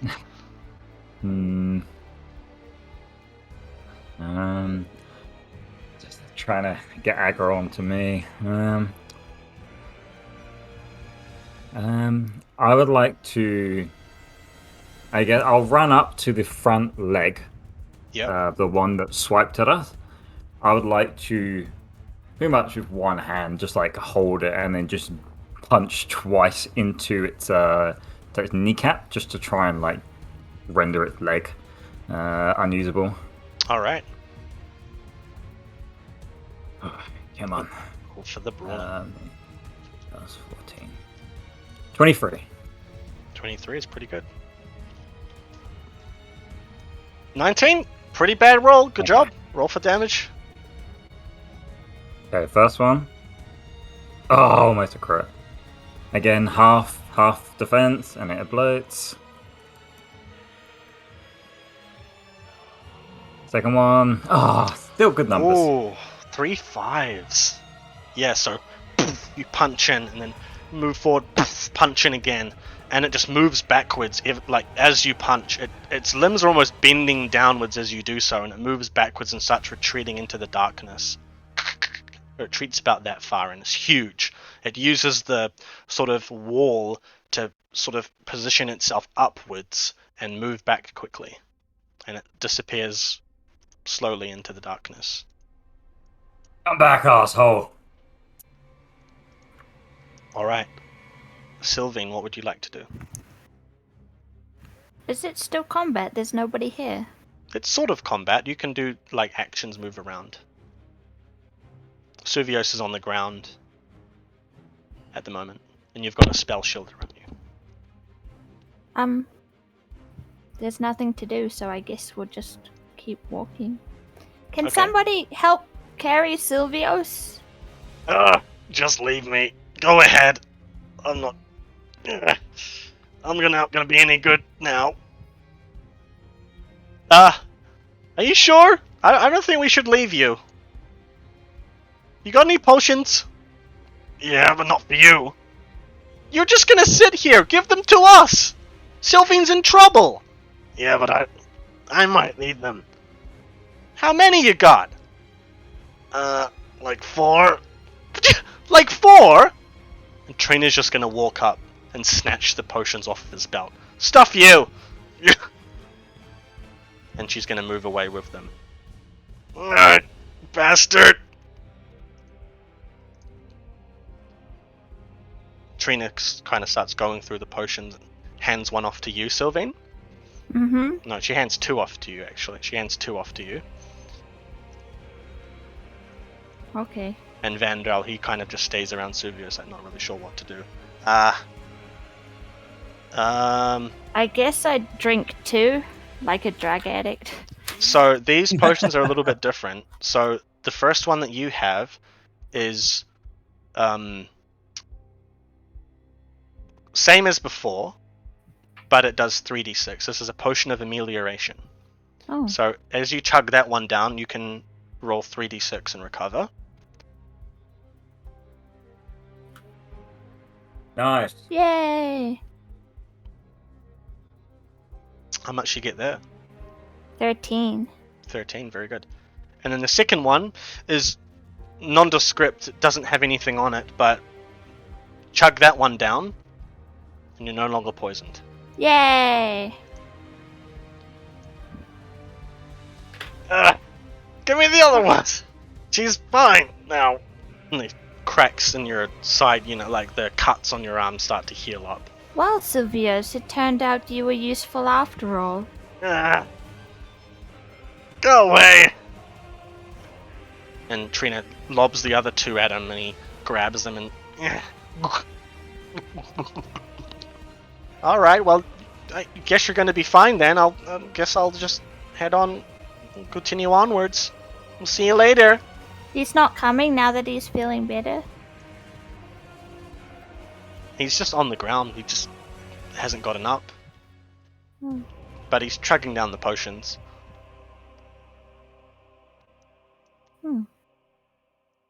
Alright, just give me a moment. Monster Hunters. I'm just gonna walk over, grab him under his arm, and just put him up to his feet. Yay! I'm sure you've suffered worse. Come on.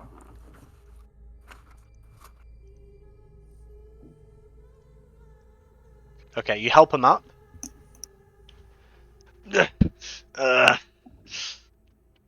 Alright. You lead, Baldric.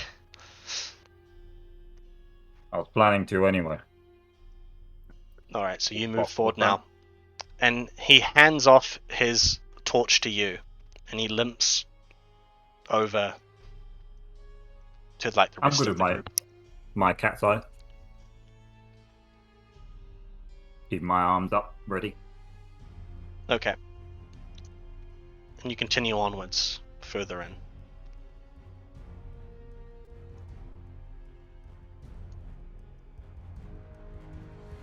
And as you head further in, you get closer and closer, and then you can see that huge spider that was sort of holding itself up and scuttling away.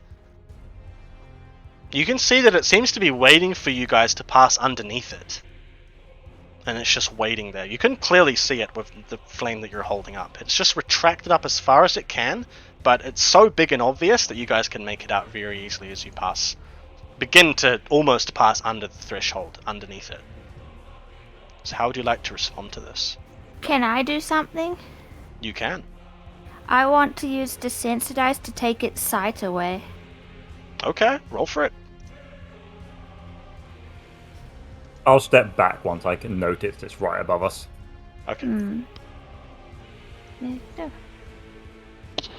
No.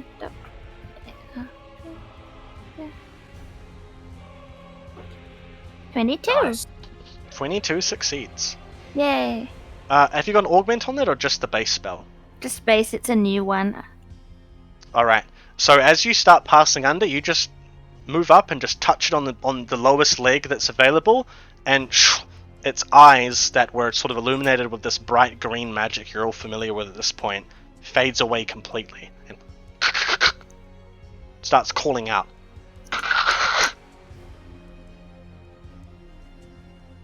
And it just starts looking around. Repositions itself. And it starts looking up, looking down, looking all around. It doesn't understand what's going on. Move quietly. It can't see Or us. we attack it now. Whichever you prefer. Fucking kill this thing, I think. Alright. Alright, so what do you guys want to do? Fuck it up.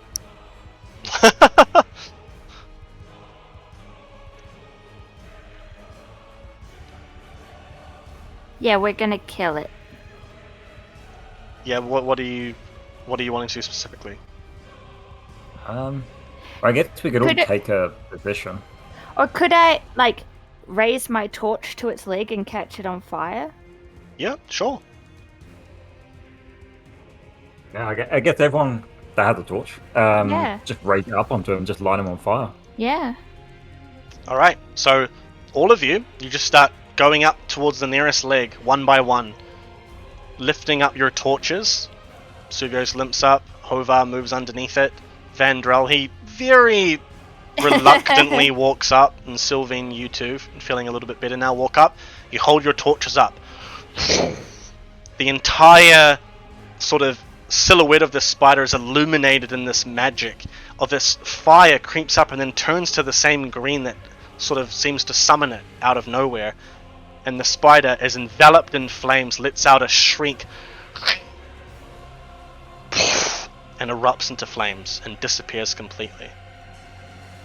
And then just out of the corner of your vision, as the spider disappears, you can see that the spiders up above and out in the corner of your vision slowly edge away until you can't see them anymore.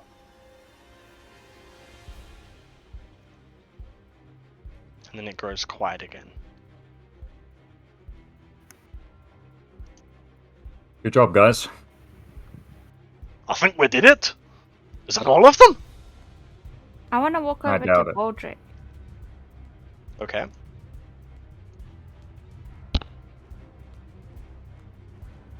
If we're all walking together like this, we might have to tell them why we're really here. Well, how about next time we get into a fight, me and you will break off. Let them deal with the distraction, we'll run ahead. But they might die. You saw what I'm happened sure they to can handle Sylvios. themselves.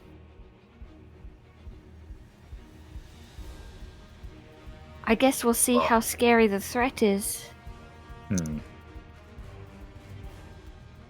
I guess But so. I can't have them getting in my way with Elvine.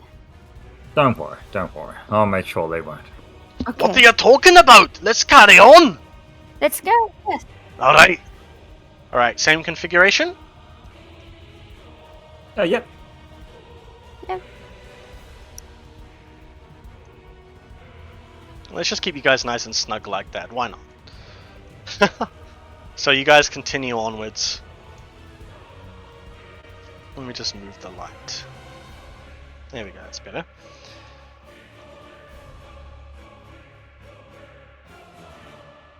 And yeah, you continue onwards. It seems like the spiders have completely disappeared. You can't Where see are they any more. hiding? And after a while, the three of you, well, the six of you rather, reach the end of this tunnel, and further on ahead you can see a twisting passage, a tunnel, twirling down into further darkness. But just at the end of this long tunnel, you can see all the way down to, straight down, little faint magical green light emanating from beyond. And that's the end of that combat round. So how are you guys holding up at this point? I'm fine. Yeah? That one hit almost half helped me, but yeah, I'm good. From the big one? Mm. So none of you guys are under 50% anymore? No. Alright, that is awesome. Good to hear.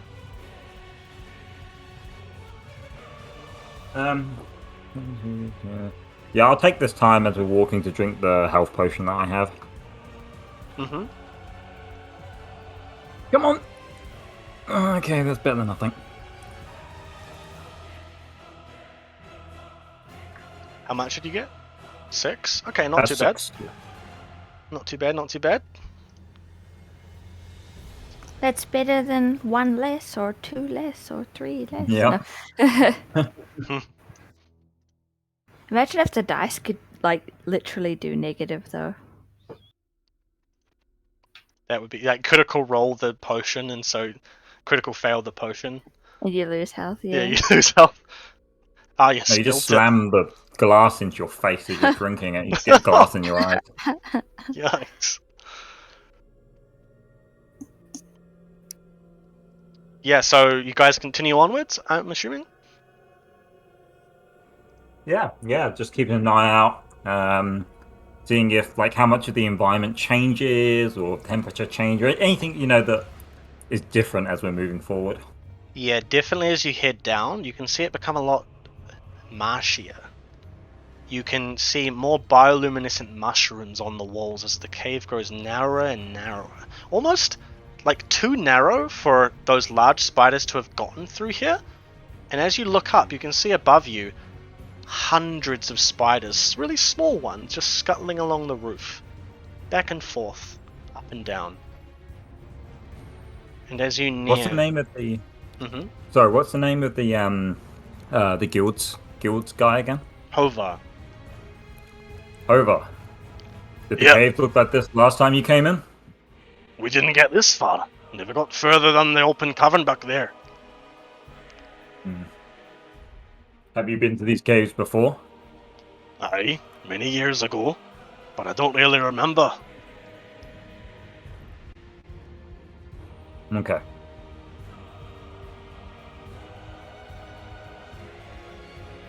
Hovar's gonna turn and Oh. look to Trina. I don't like this at all. This ain't natural, what's been going on. Was it always filled with spiders?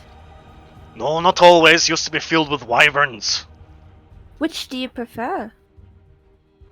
Neither! I don't Uh. prefer either. Oh, calm down, it's alright. I'm a bit worked up, as you can see, and he swipes spider's blood off of his axe spear.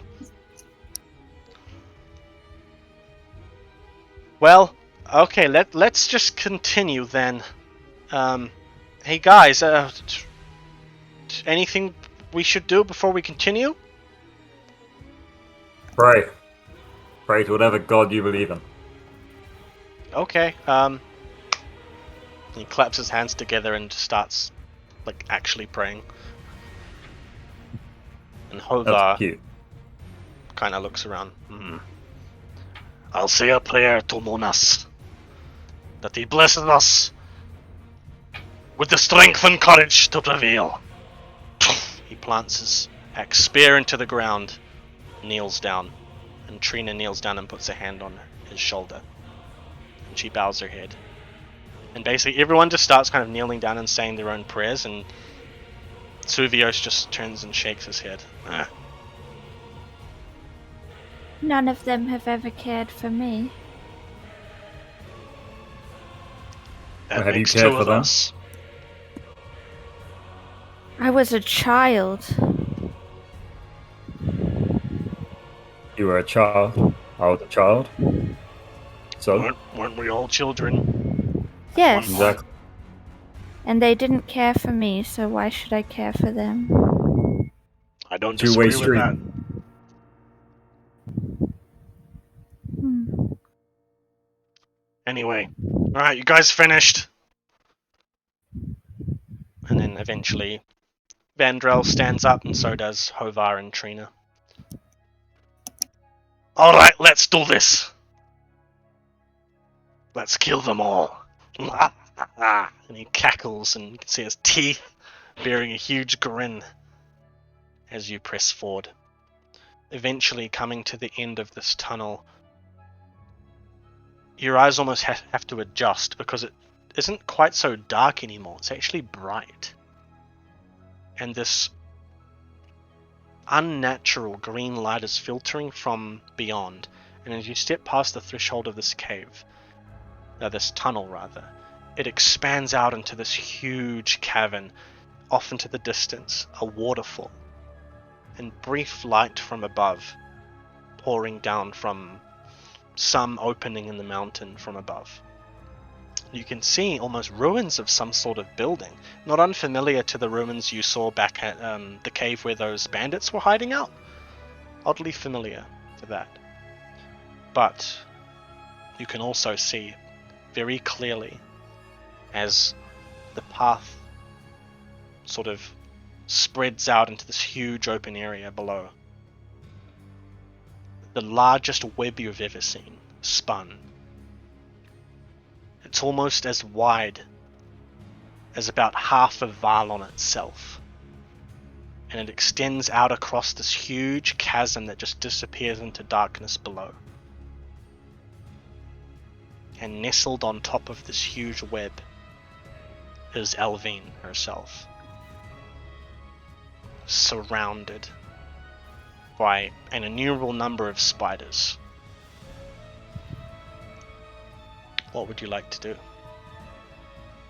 Is there a way to get to the web? Yeah, you can just continue downwards around the path.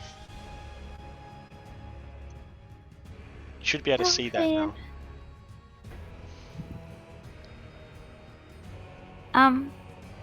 Have the spiders noticed us? Actually no. You guys are kind of up and off into the far corner of a room that's still kind of dark compared to the rest. They seem to just be scuttling around doing different jobs and whatnot. Okay.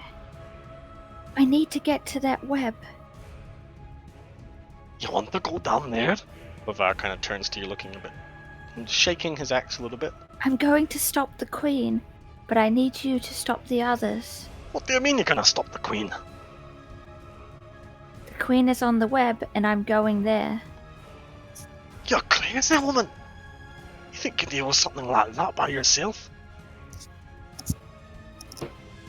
I'm not by That's myself. why you guys are gonna distract. There's too many of them, what are we gonna do? Distract. Let Sylvine do what she needs to do. And Trina turns to two of you and nods. Alright. Don't forget, you have the fire. Yes. We'll do our best. Come on, Hovar. And the two of them head sort of to the left and upwards along the other side of the cave, trying to keep a wider berth as they head sort of like north, like on the map as you can see it, up to the top left. Is there a different way to go? Yep, you can also go to the right, or you can go like up. I want to go the easiest way to the web. Okay. So that would be pretty much just going up like this. Right here. There's a bit of latency, so it'll take a while to go through. Oh, I see. Yeah, there you go. Okay.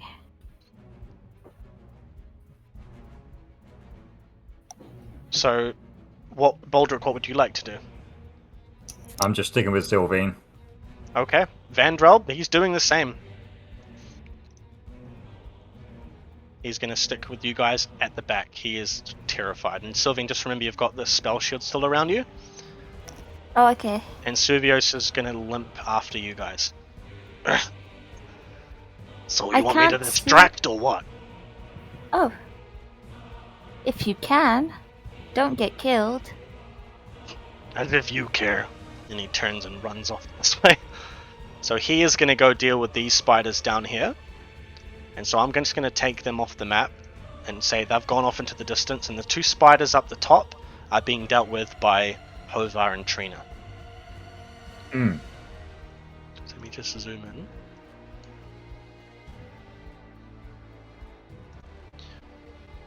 Oh, as we're walking, I'm gonna grab Vandrel by his shoulders and like face him towards me.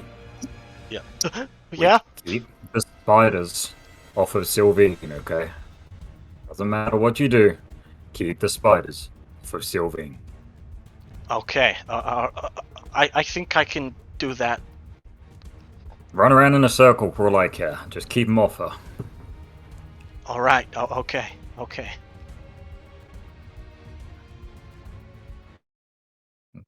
Oh, the music glitched a bit there. Anyway. Yeah, a little bit of a glitch. So yeah, He got scared. Yeah, the three of you move upwards, up into the threshold of this sort of open area, and then the chasm below. And Alvine sees you now. Alvine! And you can see that she is increased tremendously in size. She is now the size of almost the carriage that you came on, plus the horses. Her large legs extend outwards, and she extends up to her full height, almost 20 feet high. And she raises her long, spindly arms out to you. Can you hear me? Yes, Sylvain. I can hear you.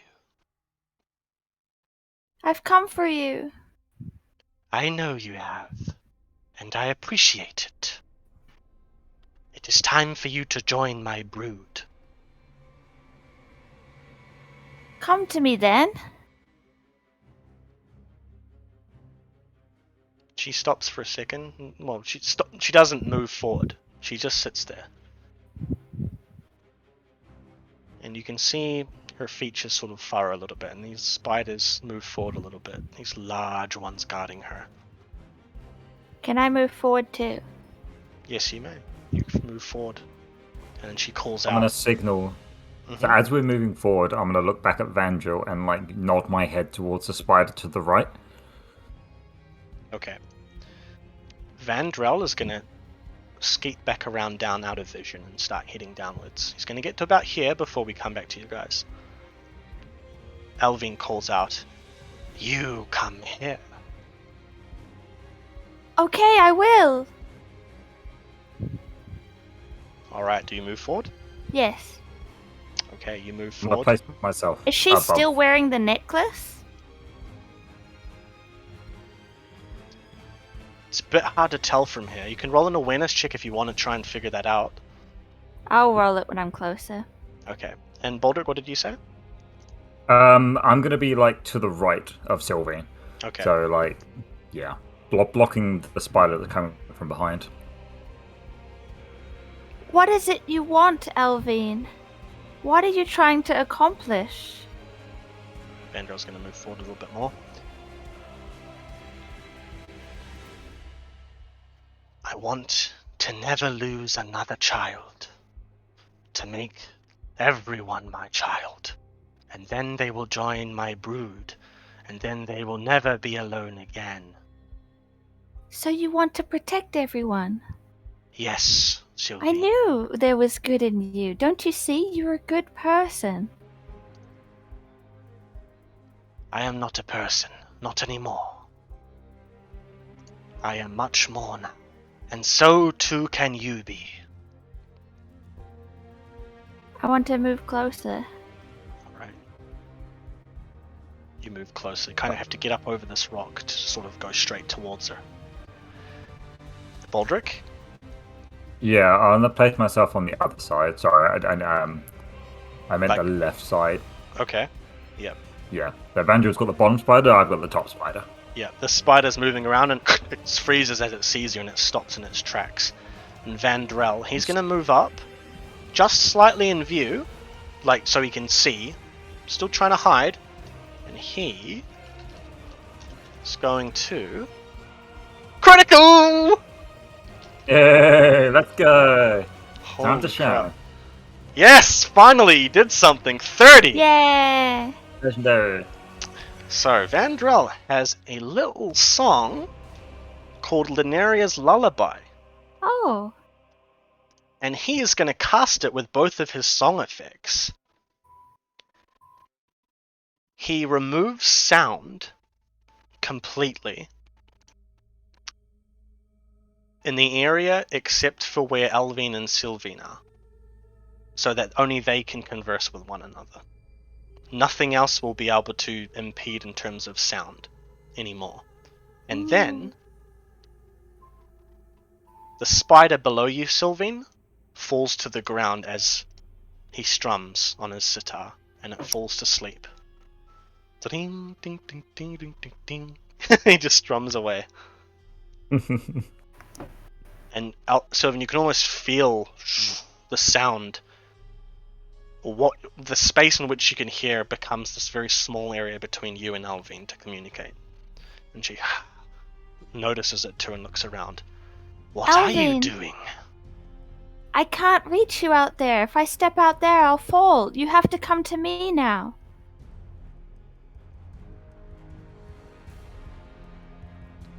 What are you attempting to do? I want to join you. We're friends. I want to make sure no one else dies again, like you said. She moves forward slightly. It is safe, my dear, don't worry. You may come across safely. Can I see now if she's wearing the necklace? As she gets closer, you can see that she is wearing something around her neck. I know how you feel, Elvine. There was a time when I thought I would turn into a creature like you too. I lost everything when these antlers appeared. I lost my family and my partner, and everyone treated me terribly. I lost my future. I know how it feels. We can make it so that no one has to feel like that anymore. I step to like the edge of the crevicey thing, but not out over the edge. Alright, you move to the edge of it, and she moves forward as well. That is what I am trying to achieve as well, Sylvie. I know. No one should ever lose a child. And no one should be treated like we're treated. Exactly. That is why you can join my brood, and we can start another. Many more. All across Dawnward. Across all the plains until all of it is ours. And everyone will be safe. They will be. I promise. Alright, Baldric, what would you like to do? I'm just hovering the spider. So anytime like it goes to step to the right, I step to the right. I've got my like hands up, like a barricade. Alright. Yes, the spider moves a little bit, and off into the distance you can hear the clanging of metal against carapace. Can we hear? I thought all sound got removed. You can. Sound has only been removed for Sylvain and Alvin in the area. So you can hear, and Vandrel can hear, commotion going on, seemingly fighting from others. Until I see anything happen with Sylvain and Alvin, then I'm not going to do anything. I'm just going to keep my eye on the spider and them. Alright. Alvin moves closer to you, Sylvain. And now, as she gets closer, she is towering above you. Double your height. If not I want to even more. reach out my arms to her. Alright, as you You reach lost out, everything, and so did I. she moves even closer. and her body on top of this huge spider's carapace leans forward with her arms out to grab you as well. Then come to me. And she Are we reaches very out to grab close you. now? Yeah, she is literally about to grab you. I want to hold one of her hands. Yep. And then I want to throw the Dharma changer into her face. The sloshy liquid? Yeah. Alright, just that, or anything else? And I want to grip her really tight so she won't leave me. Okay.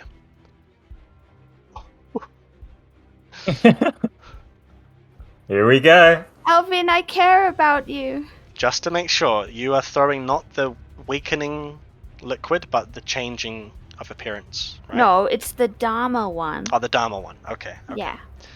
You throw the Dharma one over her face, and her skin starts burning, and she launches back. But I'm holding her. You go flying with her, then. You guys go flying back towards the center Alvin, as I her want face you back.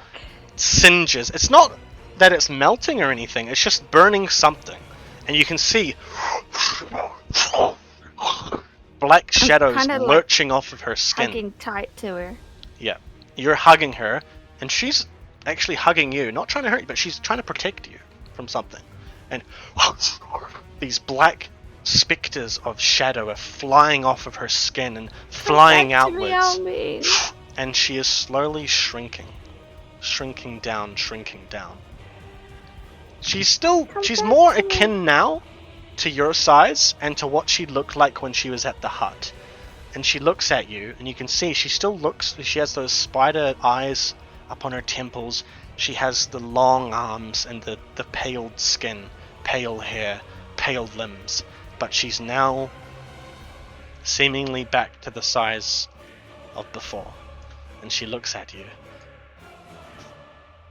What are you doing? I'm saving you. I want you back. Is this curse only for Churferites? Then what if I change you? I can make you human. I can make you something else. And she looks at you. This is what I was meant to be. No, it's not. Your child wouldn't want this. As you say that, she turns and looks over at the light coming from the center of her web. Is that her? She turns back to you. Stay away. Take me to her. Oh. I'm a necromancer. This is what I do. Let me see. Roll a persuasion check. I don't know how to. I'm gonna... Yeah,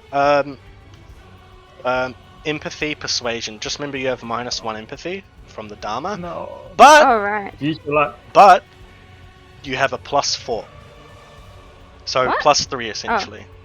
Because she is sorry. weakened against you. Empathy, persuasion. Where's persuasion? +3. There's not much. But, yeah. Use your luck as well. I think you have 4 Paralyzer. luck, right? I'm so confused Paralyzer. with all these numbers. Sorry. Persuasion, empathy, 3 equals 9. And Add Yeah, on I your don't- luck as well. it's no. 15. Oh, okay. What do you say to her? Let me see her. Let me see what I can do. Is she alive still? Do you have some part of her here?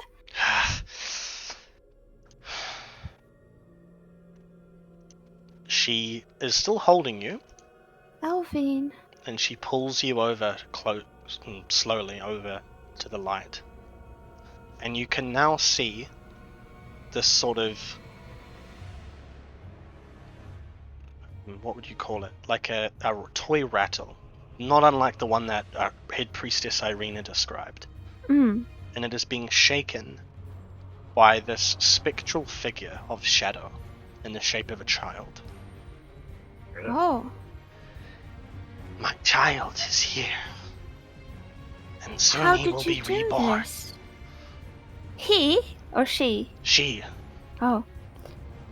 How will you bring her back? How did you get her here like this? She turns to you and leans in, and you can see all of the spider eyes blinking in unison as she stares at you. The more that I turn for him, the more likely it is for my child to be brought back. For who? And she looks down in the chasm. The one below.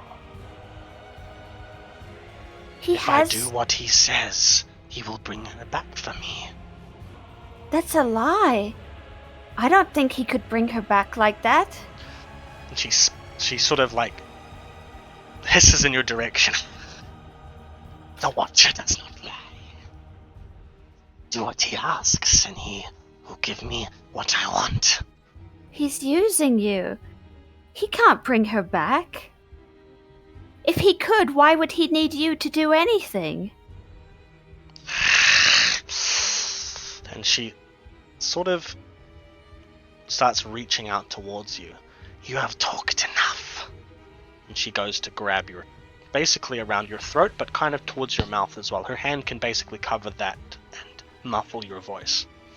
I want to try and cast to turn her human.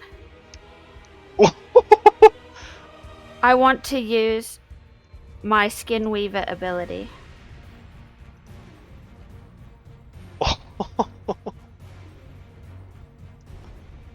You can turn another being into another sentient creature permanently. Requires vocation rank 5. Okay! Please roll a necromancy check. 1d... 1d10? Okay. And I'm remember, gonna you use have my plus luck. 4. Just remember, you have plus 4. Oh, really? Yep, because she has minus 4. Okay. 31! Whoa! Legendary! Alvin, I'll Tell me save what you. happens. She reaches for my throat, but I just hug her tighter and I say, Alvin, I'm gonna bring you back no matter what. And as I hold her, I will it with all of my being to change her and release her from this curse by changing her entire Churfrite body into a human one. She can keep her face and how she looks, but the spider legs and everything just sink back and dissipate into the air as she becomes human, and the curse cannot hold to her human body. Alright, you pull her in, and you grab her. And the energy begins pulsing I love you, Elvin. out from her, and this brilliant light of gold rays. The light out from that that sort of opening in the ceiling shoots a beacon of light down onto her and illuminates her. And you can see as the twisting, spindly limbs fold back in, her legs fold up, and she sort of huddles up into a sort of fetal position, hovering there. And you let her go, and she hovers there. You will be human, and you will be free. You can see her features turn soft and human. Her little horns that she used to have disappear, replaced by flowing locks of gold. And her skin becomes healthy once more, pale yet full of life. And even as that happens, the child of smoke disappears. And the rattle falls down into the chasm below. And as you watch it disappear, you can see the shadows from beyond catch it, and it hovers there for a moment. The rattle just sitting there on the bed of shadow below, and then it slowly is dragged down. And instantly, from the center outwards, the web starts to shrivel and fall as the two of you Elvin! are now sitting on a web that is not going to be there much longer. I grab her. Alvin, come with me, quick! Alright. The two of you dash off of the web. Roll an athletics check for me. Mm-hmm. Is that body? No, that is, I believe, dexterity and athletics. Okay. Dex. Athletic.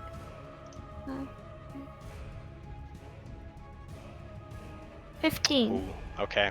So as you go to jump, you jump forward. But Alvin is too heavy. And the web catches around Alvin's foot. And Help pulls us! the both of you. And the both of you start falling. Help! You hit the edge of the cliff.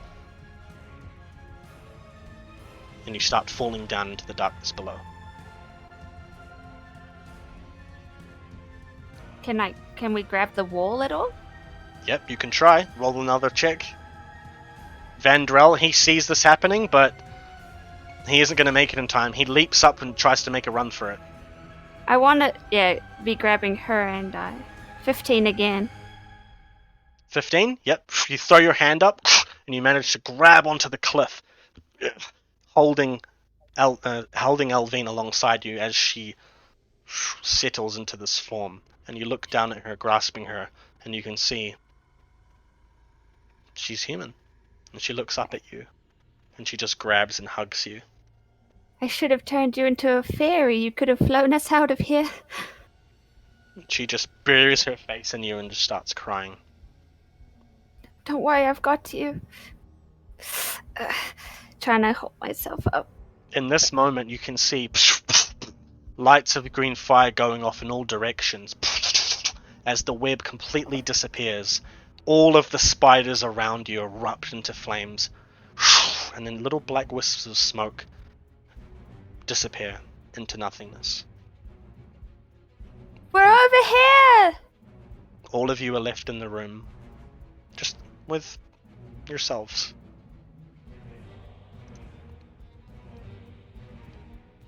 Somebody pull us up! Alright, Vandrel in that case darts forward, and he goes to grab your arm on your wrist, clasps around it with both hands, and he actually just throws you, both of you, up onto your feet, using his brass arm. Oh, yeah. Thank goodness he lost that arm. Yeah, that hurt though. You guys alright? I think so, and I just hug Alvin tight. Yeah. I got her. We're free. She's free. Thank you, Vandrel. Wait, Alvin, you're human. And she pushes back her hair, and you can see rounded human ears. It's the first thing I could think of. I And hope you're not disappointed. She wipes the rest of the tears away and she smiles. This is everything I could have hoped for, thank you. Now if only I could cast that on myself. She turns to you and puts both of her hands onto your cheeks. And she looks up at you, looks at your antlers. I only wanted to change Sylvian because of what I had become. For that I was happy. I loved who I was. And so too should you. No matter what others say of me. No matter what they say. Look around you. You're here with a man made of rock. An Elvan with one arm. Who also happens to be a bard. I mean, that's about as bad as it can get. I start crying. I loved my atlas and nobody else did. I just wanted them to accept me. I love what I am now, and nobody else. But you guys, you accept me without even being my family. And she pulls you in and hugs you, and Vandrel kind of just raises a hand. I like them! I like them too, thank you. I don't I don't want them to go. I just want Baldric, people you to like them too, be right? nice to me. Oh, so if everything was okay, because I don't know how much Baldric saw, because I was watching them when they were on the web. So if I didn't see the web falling, and I've seen them now out and about, and they look okay, I would have gone off and checked to make sure the guild people and stuff are all good. Okay. Yeah, I mean, they're basically just walking back to meet you guys. The spiders are gone, yeah. Yeah, the spiders have gone, and so they're just walking back in your direction in that case. Thank you, guys. Perhaps I found a family after all. You did! And you may call me brother. No, thank you, Vandrel, but that's very kind. You may call Baldric brother. I think first names are alright for now. Well, this did not go how I thought. And Suvios walks up behind. Yeah. How exactly did you do that? I told you, there are other ways you can save lives. Alvine is here and she is safe and alive. Are you all alright? Oh, sorry, are you talking to Alvin? Silvius. Oh, Suvios. Yeah, I'll be fine. I just want to know how you managed to transmute a Trefrite into a human. It shouldn't be possible. Oh, I've been practicing my skills a lot. I can't do it on myself, but I don't want to. I'm happy. Not that you care, but You're right. I don't care enough. And I probably should. I'll try and get better at that. I hug him. Alright, you run forward and hug him, and he accepts the hug. Does not hug you back. And then pushes you off after a little while. Alright. And Baldric, Hovar, and Trina walk over to you. And they nod at you, and Hovar plants his spear into the ground. You fight well! Who's he talking to? To Baldric. Oh, yes, you too. You man teaching me how to swing me arms like that? Are your arms made of rock? No? No can do then, sorry. Ah, well, alright then. Anyway, let's get out of here. It stinks of mushroom. I'm happy to leave. I just thought it might be nice to add that there is something down there. What do you mean? That there's something living down there that had taken control of Alvine. Do you remember what it was, Alvine? Now you're thinking clearly. She just looks at you, and then her eyes almost have that same sorrowful look she's seemingly always had before, and she looks at you. I don't want to talk about that. We should get out of here. Well, I agree. I don't think there's anything that can be done now. Let's just go. Let's go. I wrap my arm around her shoulder to lead her out. Alright. Did you guys want to do anything else while you're in here? Oh, just enjoy the view, enjoy the scenery. No, I think we're gonna leave. Okay. So eventually, the group of you, 7 now with Alvin, you manage to find your way out of the Gossamer mine. And as you head backwards through the area, you can see that the interior has almost changed completely. These thick webs have seemingly dissipated into nothingness, and the cave is just filled and littered with the skeletons of dead wyverns. Oh.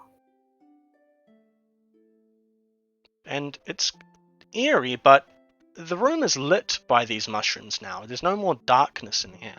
It has seemingly pulled back and disappeared. Perhaps back below the chasm.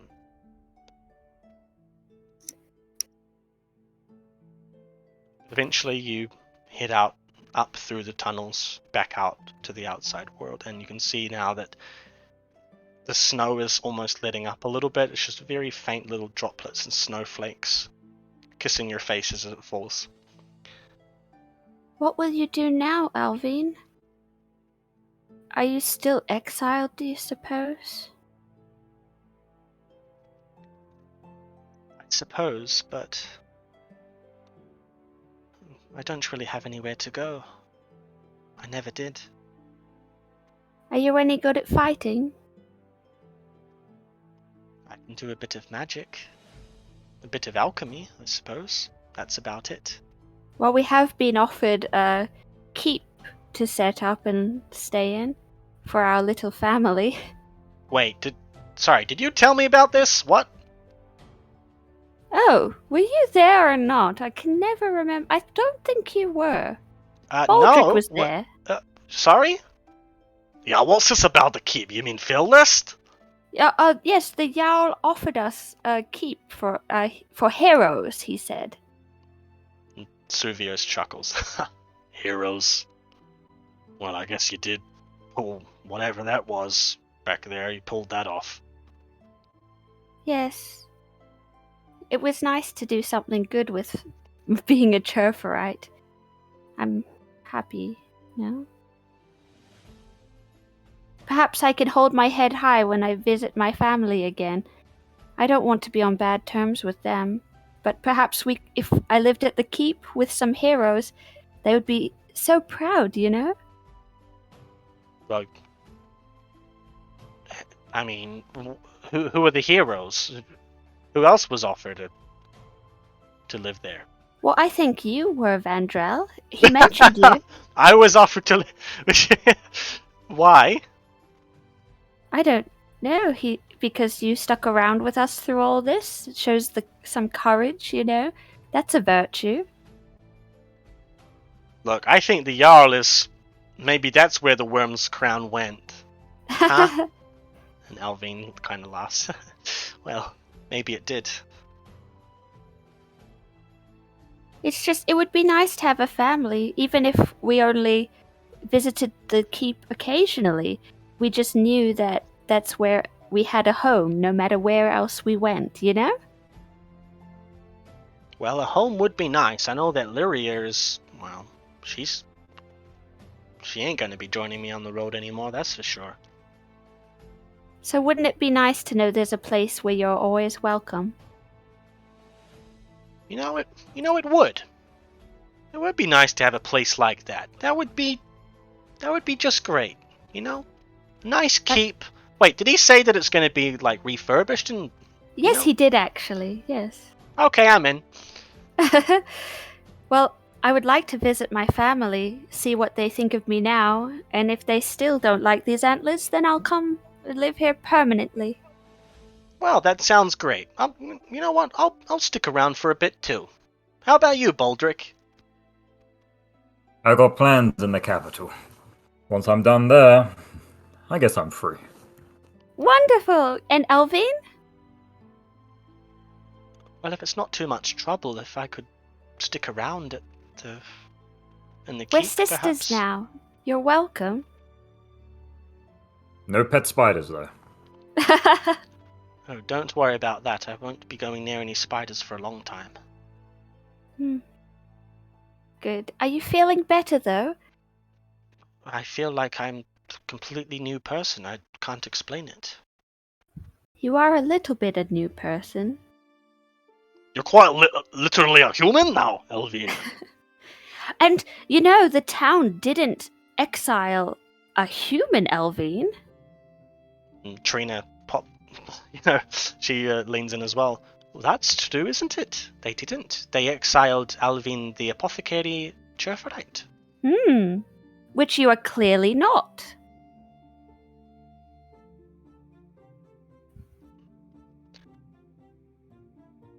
Well, maybe she can come back, maybe we could have a chat to the Jarl or the powers that be. Wonderful. Oh, it's going to be so exciting. Suvios is already sitting up in the carriage and just looks at you. Can we leave? Oh, right. Come on, I want my Elvine. pay. Oh, this was for money? What else do you think it was for? Oh, I completely forgot. Money evades me. Of course it does. Nobles. Alright, do you guys want to do anything else here, or are you leaving? Leaving, I think. Okay. Well, eventually you unhitch your horse, Baldric, and you trot alongside the carriage with everyone else in it back to Varlon. And as you head back in,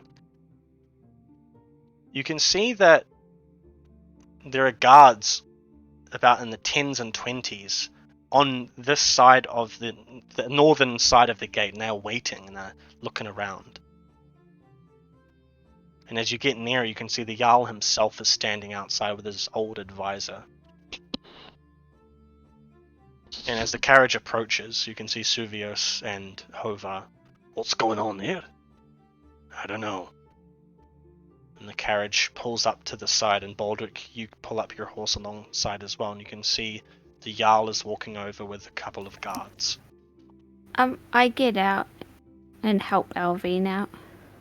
Alright, you help Elvine out. Vandral and Trina come out behind you, and they're standing there. And Baldric, what do you do? Do you stay on your horse, or...? Yeah, I'll just keep the high ground for the time being. You never know. Big brain. Big brain. The Jarl walks up, and the guards sort of stand there. And he looks at every single one of you, and his eyebrows furrow. And he looks at Elvine. Very curious indeed. What have you lot been up to? I curtsy. We have eradicated all of the spiders. Ah, yes, we thought as much. There won't be another problem with them again. And who do I have to thank for that? The lot of you? The whole team, yes. Well, it's very impressive. You see, we saw a large plume of that necrotic flame spout out from the sky, and we thought, well, something must be going on over there. And then we heard that Headsman Hovar and Lady Trina had, well, taken a bunch of you up there. We thought the worst, and we're glad to see you're safe in that the problem has been dealt with. But Elvine, you cannot set a foot inside this town anymore. And Hovar steps forward, plants his spear in the ground. I will vouch for her. She is no longer a Chairfright. She is no longer cursed. Miss Lady Sylvine here. She managed to cast a spell unlike anything I've ever seen before. And the guards all look up and sort of looking around. Aye, it's true. She managed to turn Elvine here into a human, just like us. She is now an Erison. She is now one of us. And I believe, as headsman of the Hunters Guild, we should treat her as such. And the Jarl kind of turns and looks at his men.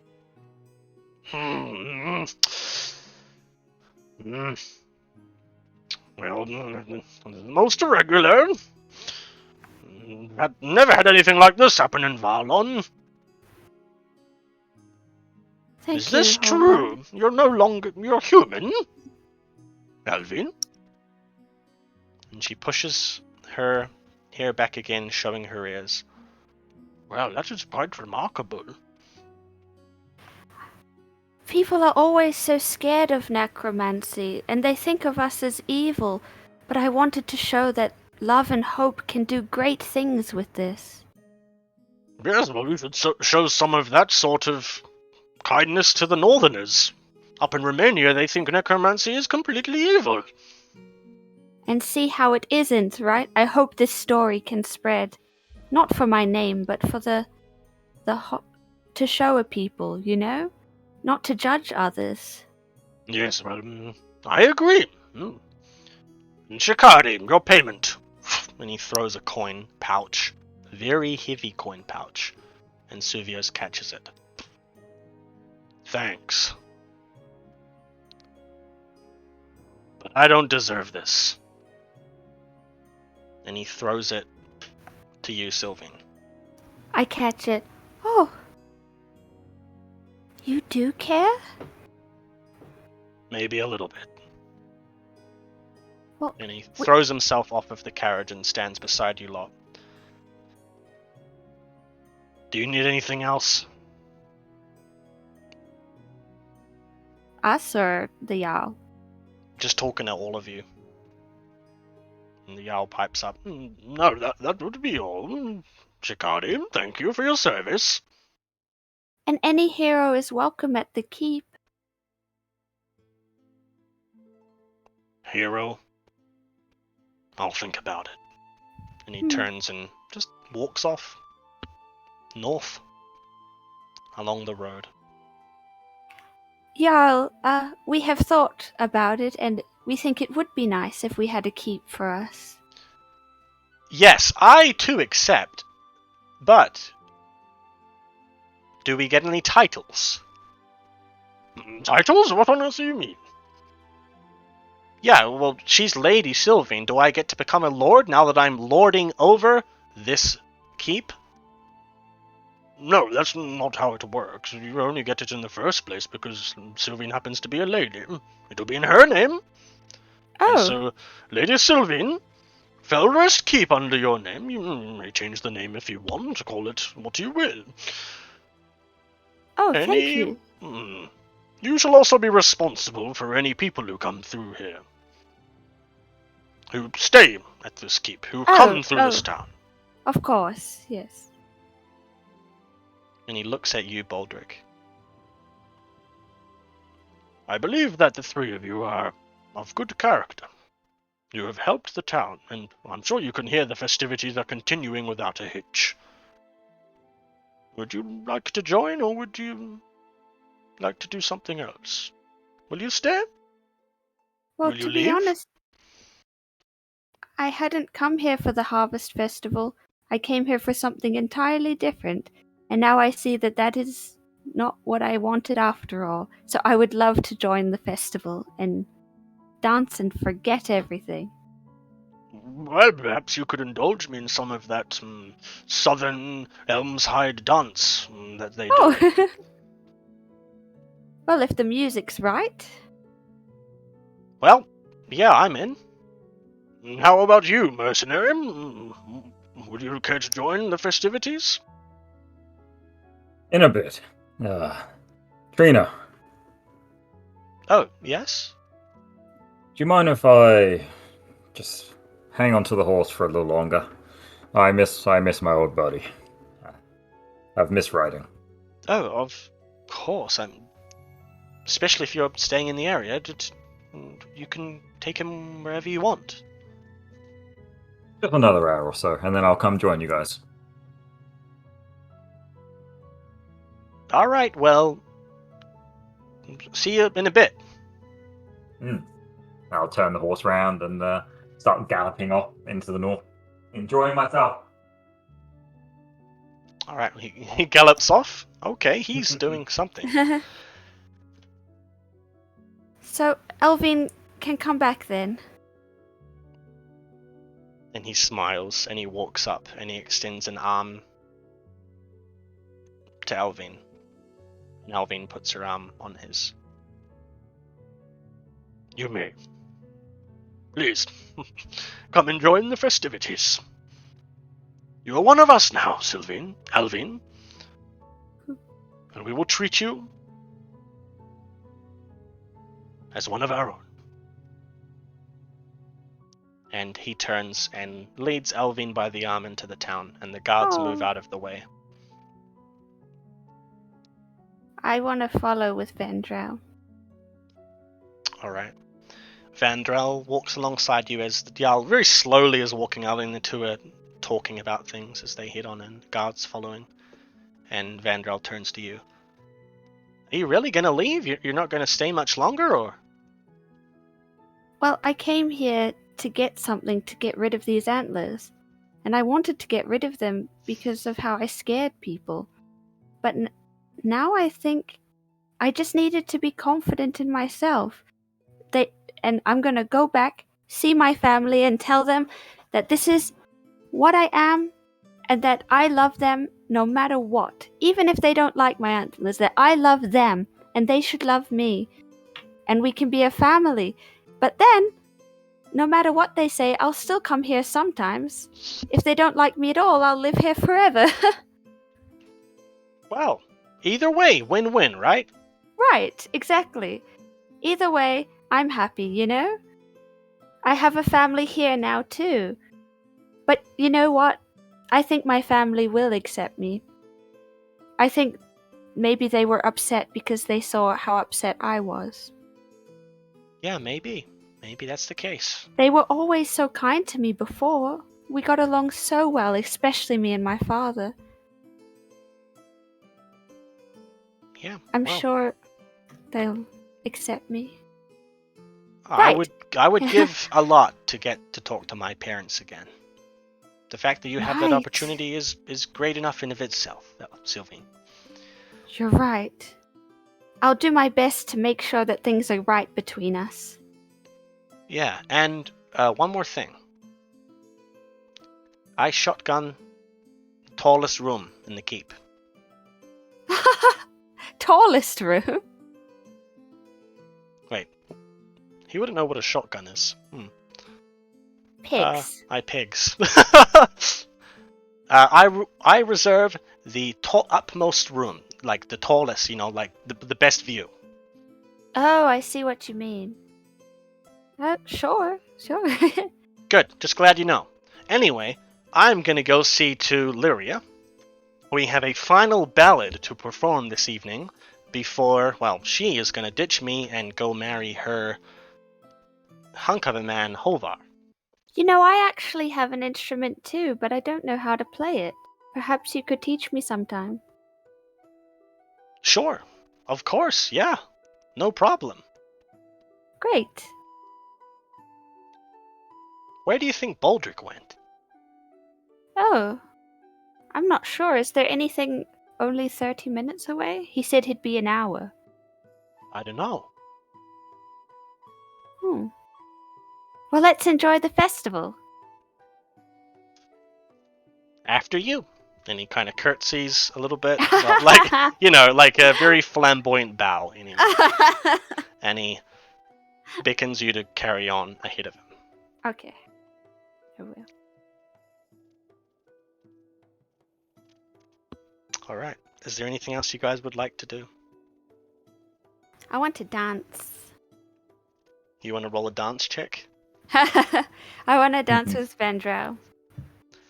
Okay, well, yeah, you get into the city center and you can see that the streets are now covered with people dancing, and the Jarl begins dancing with Alvin. Aww. And Vandrel puts out a brass arm, and you take My it, pleasure. and you begin showing him, well, he actually knows. So you start doing this sort of royal dance that you know, and he actually continues along through it and smiles. Yeah, I know how to dance like a royal. And Baldric, where exactly do you gallop off to? I am just running around like a madman. And for once this entire time, Baldric is smiling. He's enjoying himself. Aww. Back on being on the horse, which sadly his horse body was stolen at the beginning of this mini adventure. And so he misses his friend. But he'll eventually, after a short time, he'll return back to the town and join everyone in the tavern or wherever they're celebrating. Alright. Eventually, late in the evening, with the golden hour of the final rays of the Dawnfather's light splaying across Dawnward, the three of you, Vandrel, Baldric and Sylvain, and Alvin, Yay! having now joined the group, sit down at a little table in the corner of the tavern, reserved just for warriors or heroes Woo! who will preside over. And I East hold my antlered Varlon. head high. Yeah, you do. And as you all get the drink of your, what you want, ale, hot cocoa, whatever you enjoy, you all raise a glass to those you lost, those you found, and those that you will find. And we're going to finish there. No. And then Finn appears on the screen.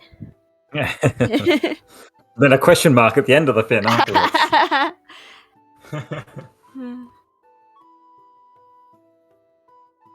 Oh, well, thank you very much, Jaden. Yeah, thank you. I got to save my friend.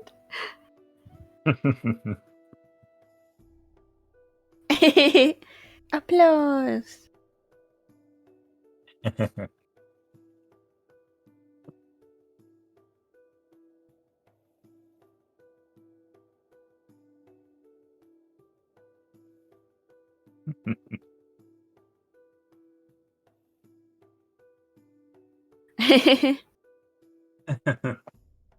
So when's our second season, Jaden? Thank you. Thank you very much.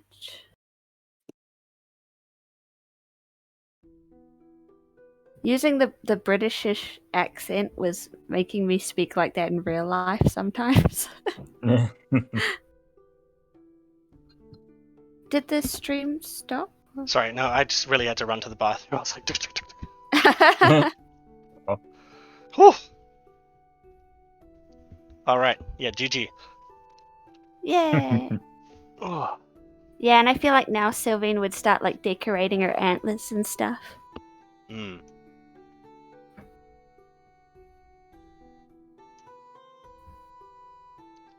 Oof. I'm a little sad that we're not going to play anymore purely because after finding out about Vandrel's past life, that I would have loved to have interacted with him as Bog. Because Bog is best friends with the current Prince of Erosia. Oh, really? What the heck? Yeah, That's so yeah. random. So after hearing about like him being the old prince and whatnot, it was like, Yeah. oh, would love to play Bog. Yeah, he's best friends with his arch nemesis. Yeah. That's funny. So how's that for you, Jaden? Are you happy? Yeah. Happy chap. But one thing, freaking toning down body damage with your brawling. Nah. That's broken. What do you mean? It's a broken. Yes, the physique thing bonus extra helps quite a lot as well. Yeah, I'm wondering if I should remove that. I'm still not sure yet. And that was a guaranteed +7 for me. Mm. Every attack. Yeah.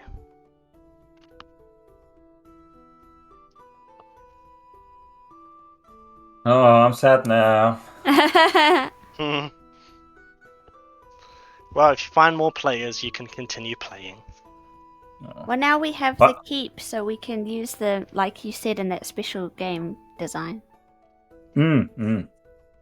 Yeah, for sure. Strange as well. I don't think I've had a character survive the final session, past the final session, since my very first tabletop that I did in like 2013. Oh yeah, because even in that D&D one you did without me, your character got blown up, right? Yeah, both of them did. Oh, frig! Yeah. First one was not my fault. But the second one I did deliberately. I like going out with a bang with my characters. It's much more fun. Like, if your character Yeah. dies in the final one, then they're not replaced. But if they die before the final one, they are replaced. Wait, what? What? Sorry, say again? Like, if your character dies during the campaign, you replace them with a new character. Yeah, instantly. But if The they next issue. die in the final one, you don't, right? Yeah. Unless, like, usually there'll be like a break between the next campaign, so you just, both times you make a new one, but yeah. It's like in Cyberpunk, spoilers, Shane's character Poe died, and then you made Star the rocker girl. Yeah. But then she died as well. Mm. So you went Cyber Psycho because no one gave a crap about her. Yeah. It's much more fun. Adds more chaos to the group dynamic. Yeah. Oh, what's that? Applause. Take a bow. Yes, I will take And a then bow. Thank you. If you die heroically at the end, then it makes your character like even more memorable, you know? Yeah. Yeah. Yeah, see, in my story for Sylvine, like, she had overheard her parents talking about how horrible her antlers were, but they were actually saying how they wanted to get rid of them because they thought she was upset, and they were actually fine with it, so it was all a big misunderstanding. Mm. And so she ran away from home, and she was going to become one of the monsters because she thought that no one could love her anymore, but it was all a misunderstanding, and that's why she went to the Harvest Festival. Is Elvine gonna become one of your backup characters? Can you develop her into a full character? Well, she's a human, so that's boring.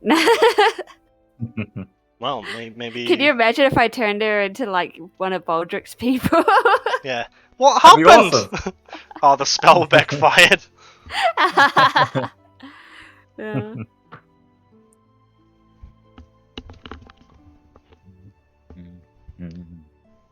But yeah, I do prefer these smaller ones where it's like a very contained story. It's actually very simple, and you just kind of get to just have fun in a little playground. I think it's quite fun. Yeah. Trouble is with that, though, is with your current system, like you had to adjust quite a bit. So, like, you know, learning skills and stuff, that's quite difficult in this type of format. Yeah, well, I think what I would do was I just wouldn't have you progress as quickly. I think I would just have it at the same level of progression, the normal. If it was like a continuous campaign, but like individual stories in a Yeah, like, story up. yeah. So like, an arc is like 4 or 5, even 3 sessions, and then you go on to the next one. That'd be good as well, because you could play one character in one continent, and then you could suddenly play a different story in a different continent, and you're just playing another character. Yeah.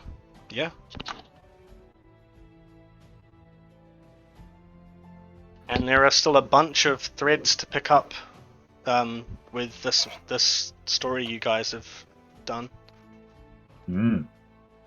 So we've got the thing with Anna. We got the thing with the I'll be Worm's Anna. Crown. Anna's just a human. But yeah. Can you do an Irish accent? No. My name's Arna. I'm a pyromancer. Arna. I'm a pyromancer. It's pretty good. Okay. Yeah. Thing is, can you do that 5 hours weekly? I had to leave so I could go help people with my pyromancy. It's pretty good. There you go. I had to hear it and then I could copy it. If you lose it, just say potato over and over, and you'll get it back. Potato. My best friend Sylvine. She's a Chaffrite. It's pretty good. It's pretty good. Could be legit. Could be legit. Could you live with that, Jaden? If that was the voice of your wife? I guess.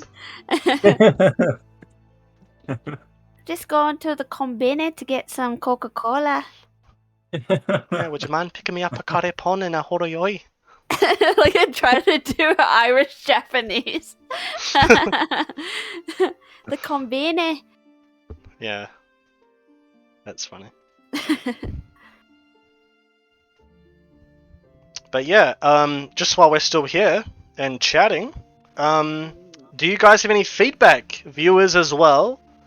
Any feedback for Dawnward itself? This was a test mini-series, so still very much work in progress. One thing that I definitely am fixing though is that body damage, because that was insane.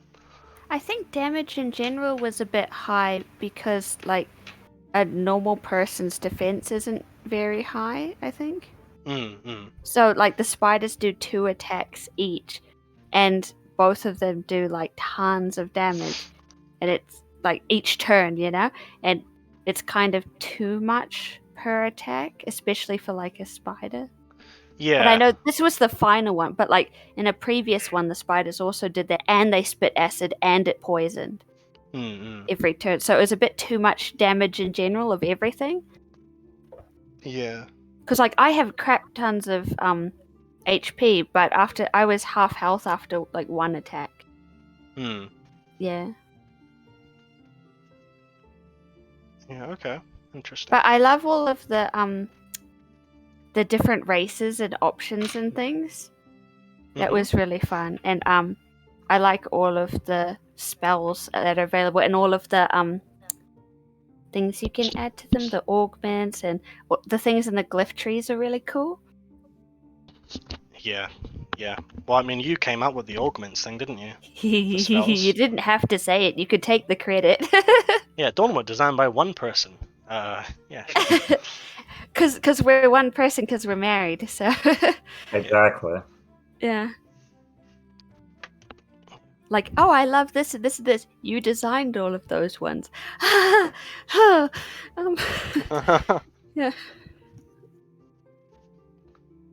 No, but it was really good, and it worked very smoothly, I thought. If I needed to have, because I just had it on a piece of paper, like in pencil, but if I had like a coded version where I'd put it into the correct files, like these are the skills under intelligence and will, I would have been able to roll much faster. So it was just my own paperwork that was making it difficult, you know?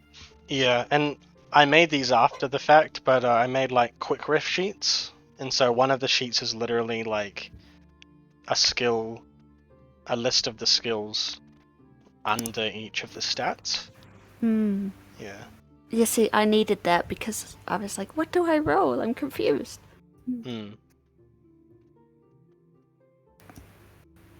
But see, yeah, I was trying to figure out different things to do, and I did have a spirit stone, but I didn't know, like, the spell to use it. Yeah, the spell, I believe it's a miracle? It is. Yeah. And so I didn't have the spell to use it, and I thought, like, perhaps I could roleplay it, but I wouldn't really know what I was doing, you know?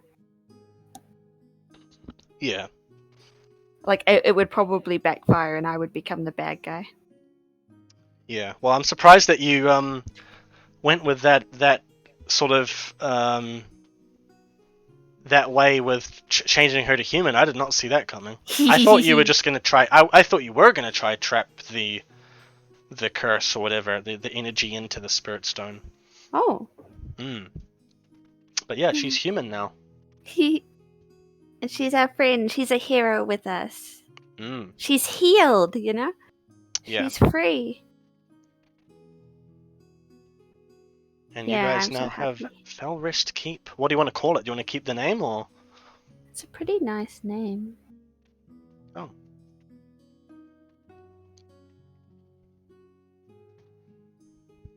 I feel like if I think of something, it'll probably be really cheesy, whereas Felrest Keep is just like relaxing and nice, you know? Like it's not. They don't have to overdoing change it. the maps. Yeah, exactly. They have to. The cartographer has to redo them all, and he's like super mad. Yeah, Exactly. but then you change the name again. They're like, actually, we changed our minds. And he's like, Yeah, we wanted to call it Restfell Keep. we We want to change the name every season. It's a seasonal name. We can be like Employee of the Month. So whoever was the Employee of the Month of that campaign gets the fort named after them. Yeah. But yeah, so you guys, basically, I think what I'll do is I'll just in case we ever resume it again,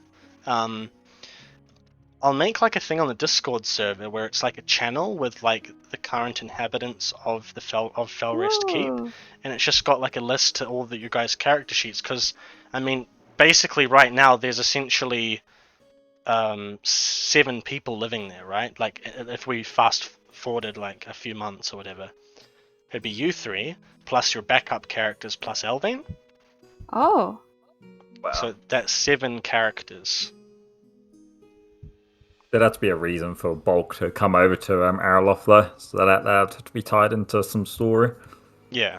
Well, same And my for all of them, mermaid right? would need a special room made, or she'll live in the bathroom, but that might be inconvenient. Well, there is like an underground onsen area. Like I've planned out this There's like a place pond. as well, so She lives in the pond. yeah. That'd be pretty cool.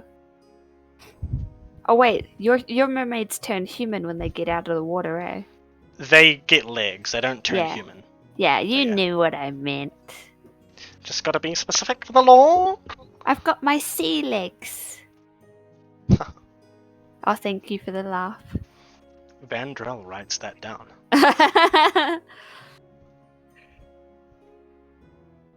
Oh, now I know a perfect story for my mermaid.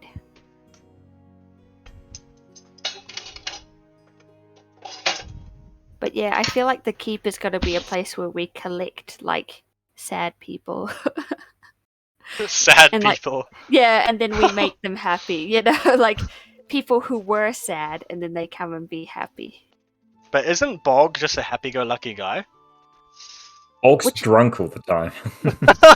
Yeah, see, that's why he he's- doesn't fit in. No. Yeah, well, he's gonna have a -2 permanently because he's just gonna be permanently drunk. I hope he's talkative. Oh, he will be. Yay! It's hard playing like a really stern, serious character sometimes. Yeah. My character was going to be quiet, but you can't, like, not completely quiet, but yeah, she had to be more talkative. Well, you wanted to be friends with everyone. No. No, she doesn't want to be friends with everyone. She just Well, you did a happened good to job be, of doing that yeah, she just happened to become friends with everybody. then. Like, she's really, like, supposed to be really kind, you know?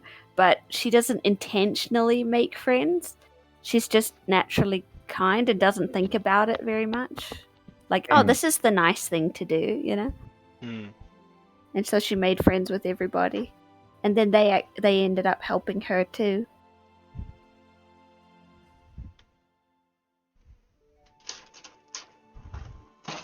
She's actually strong. She likes her antlers and her cool hooves.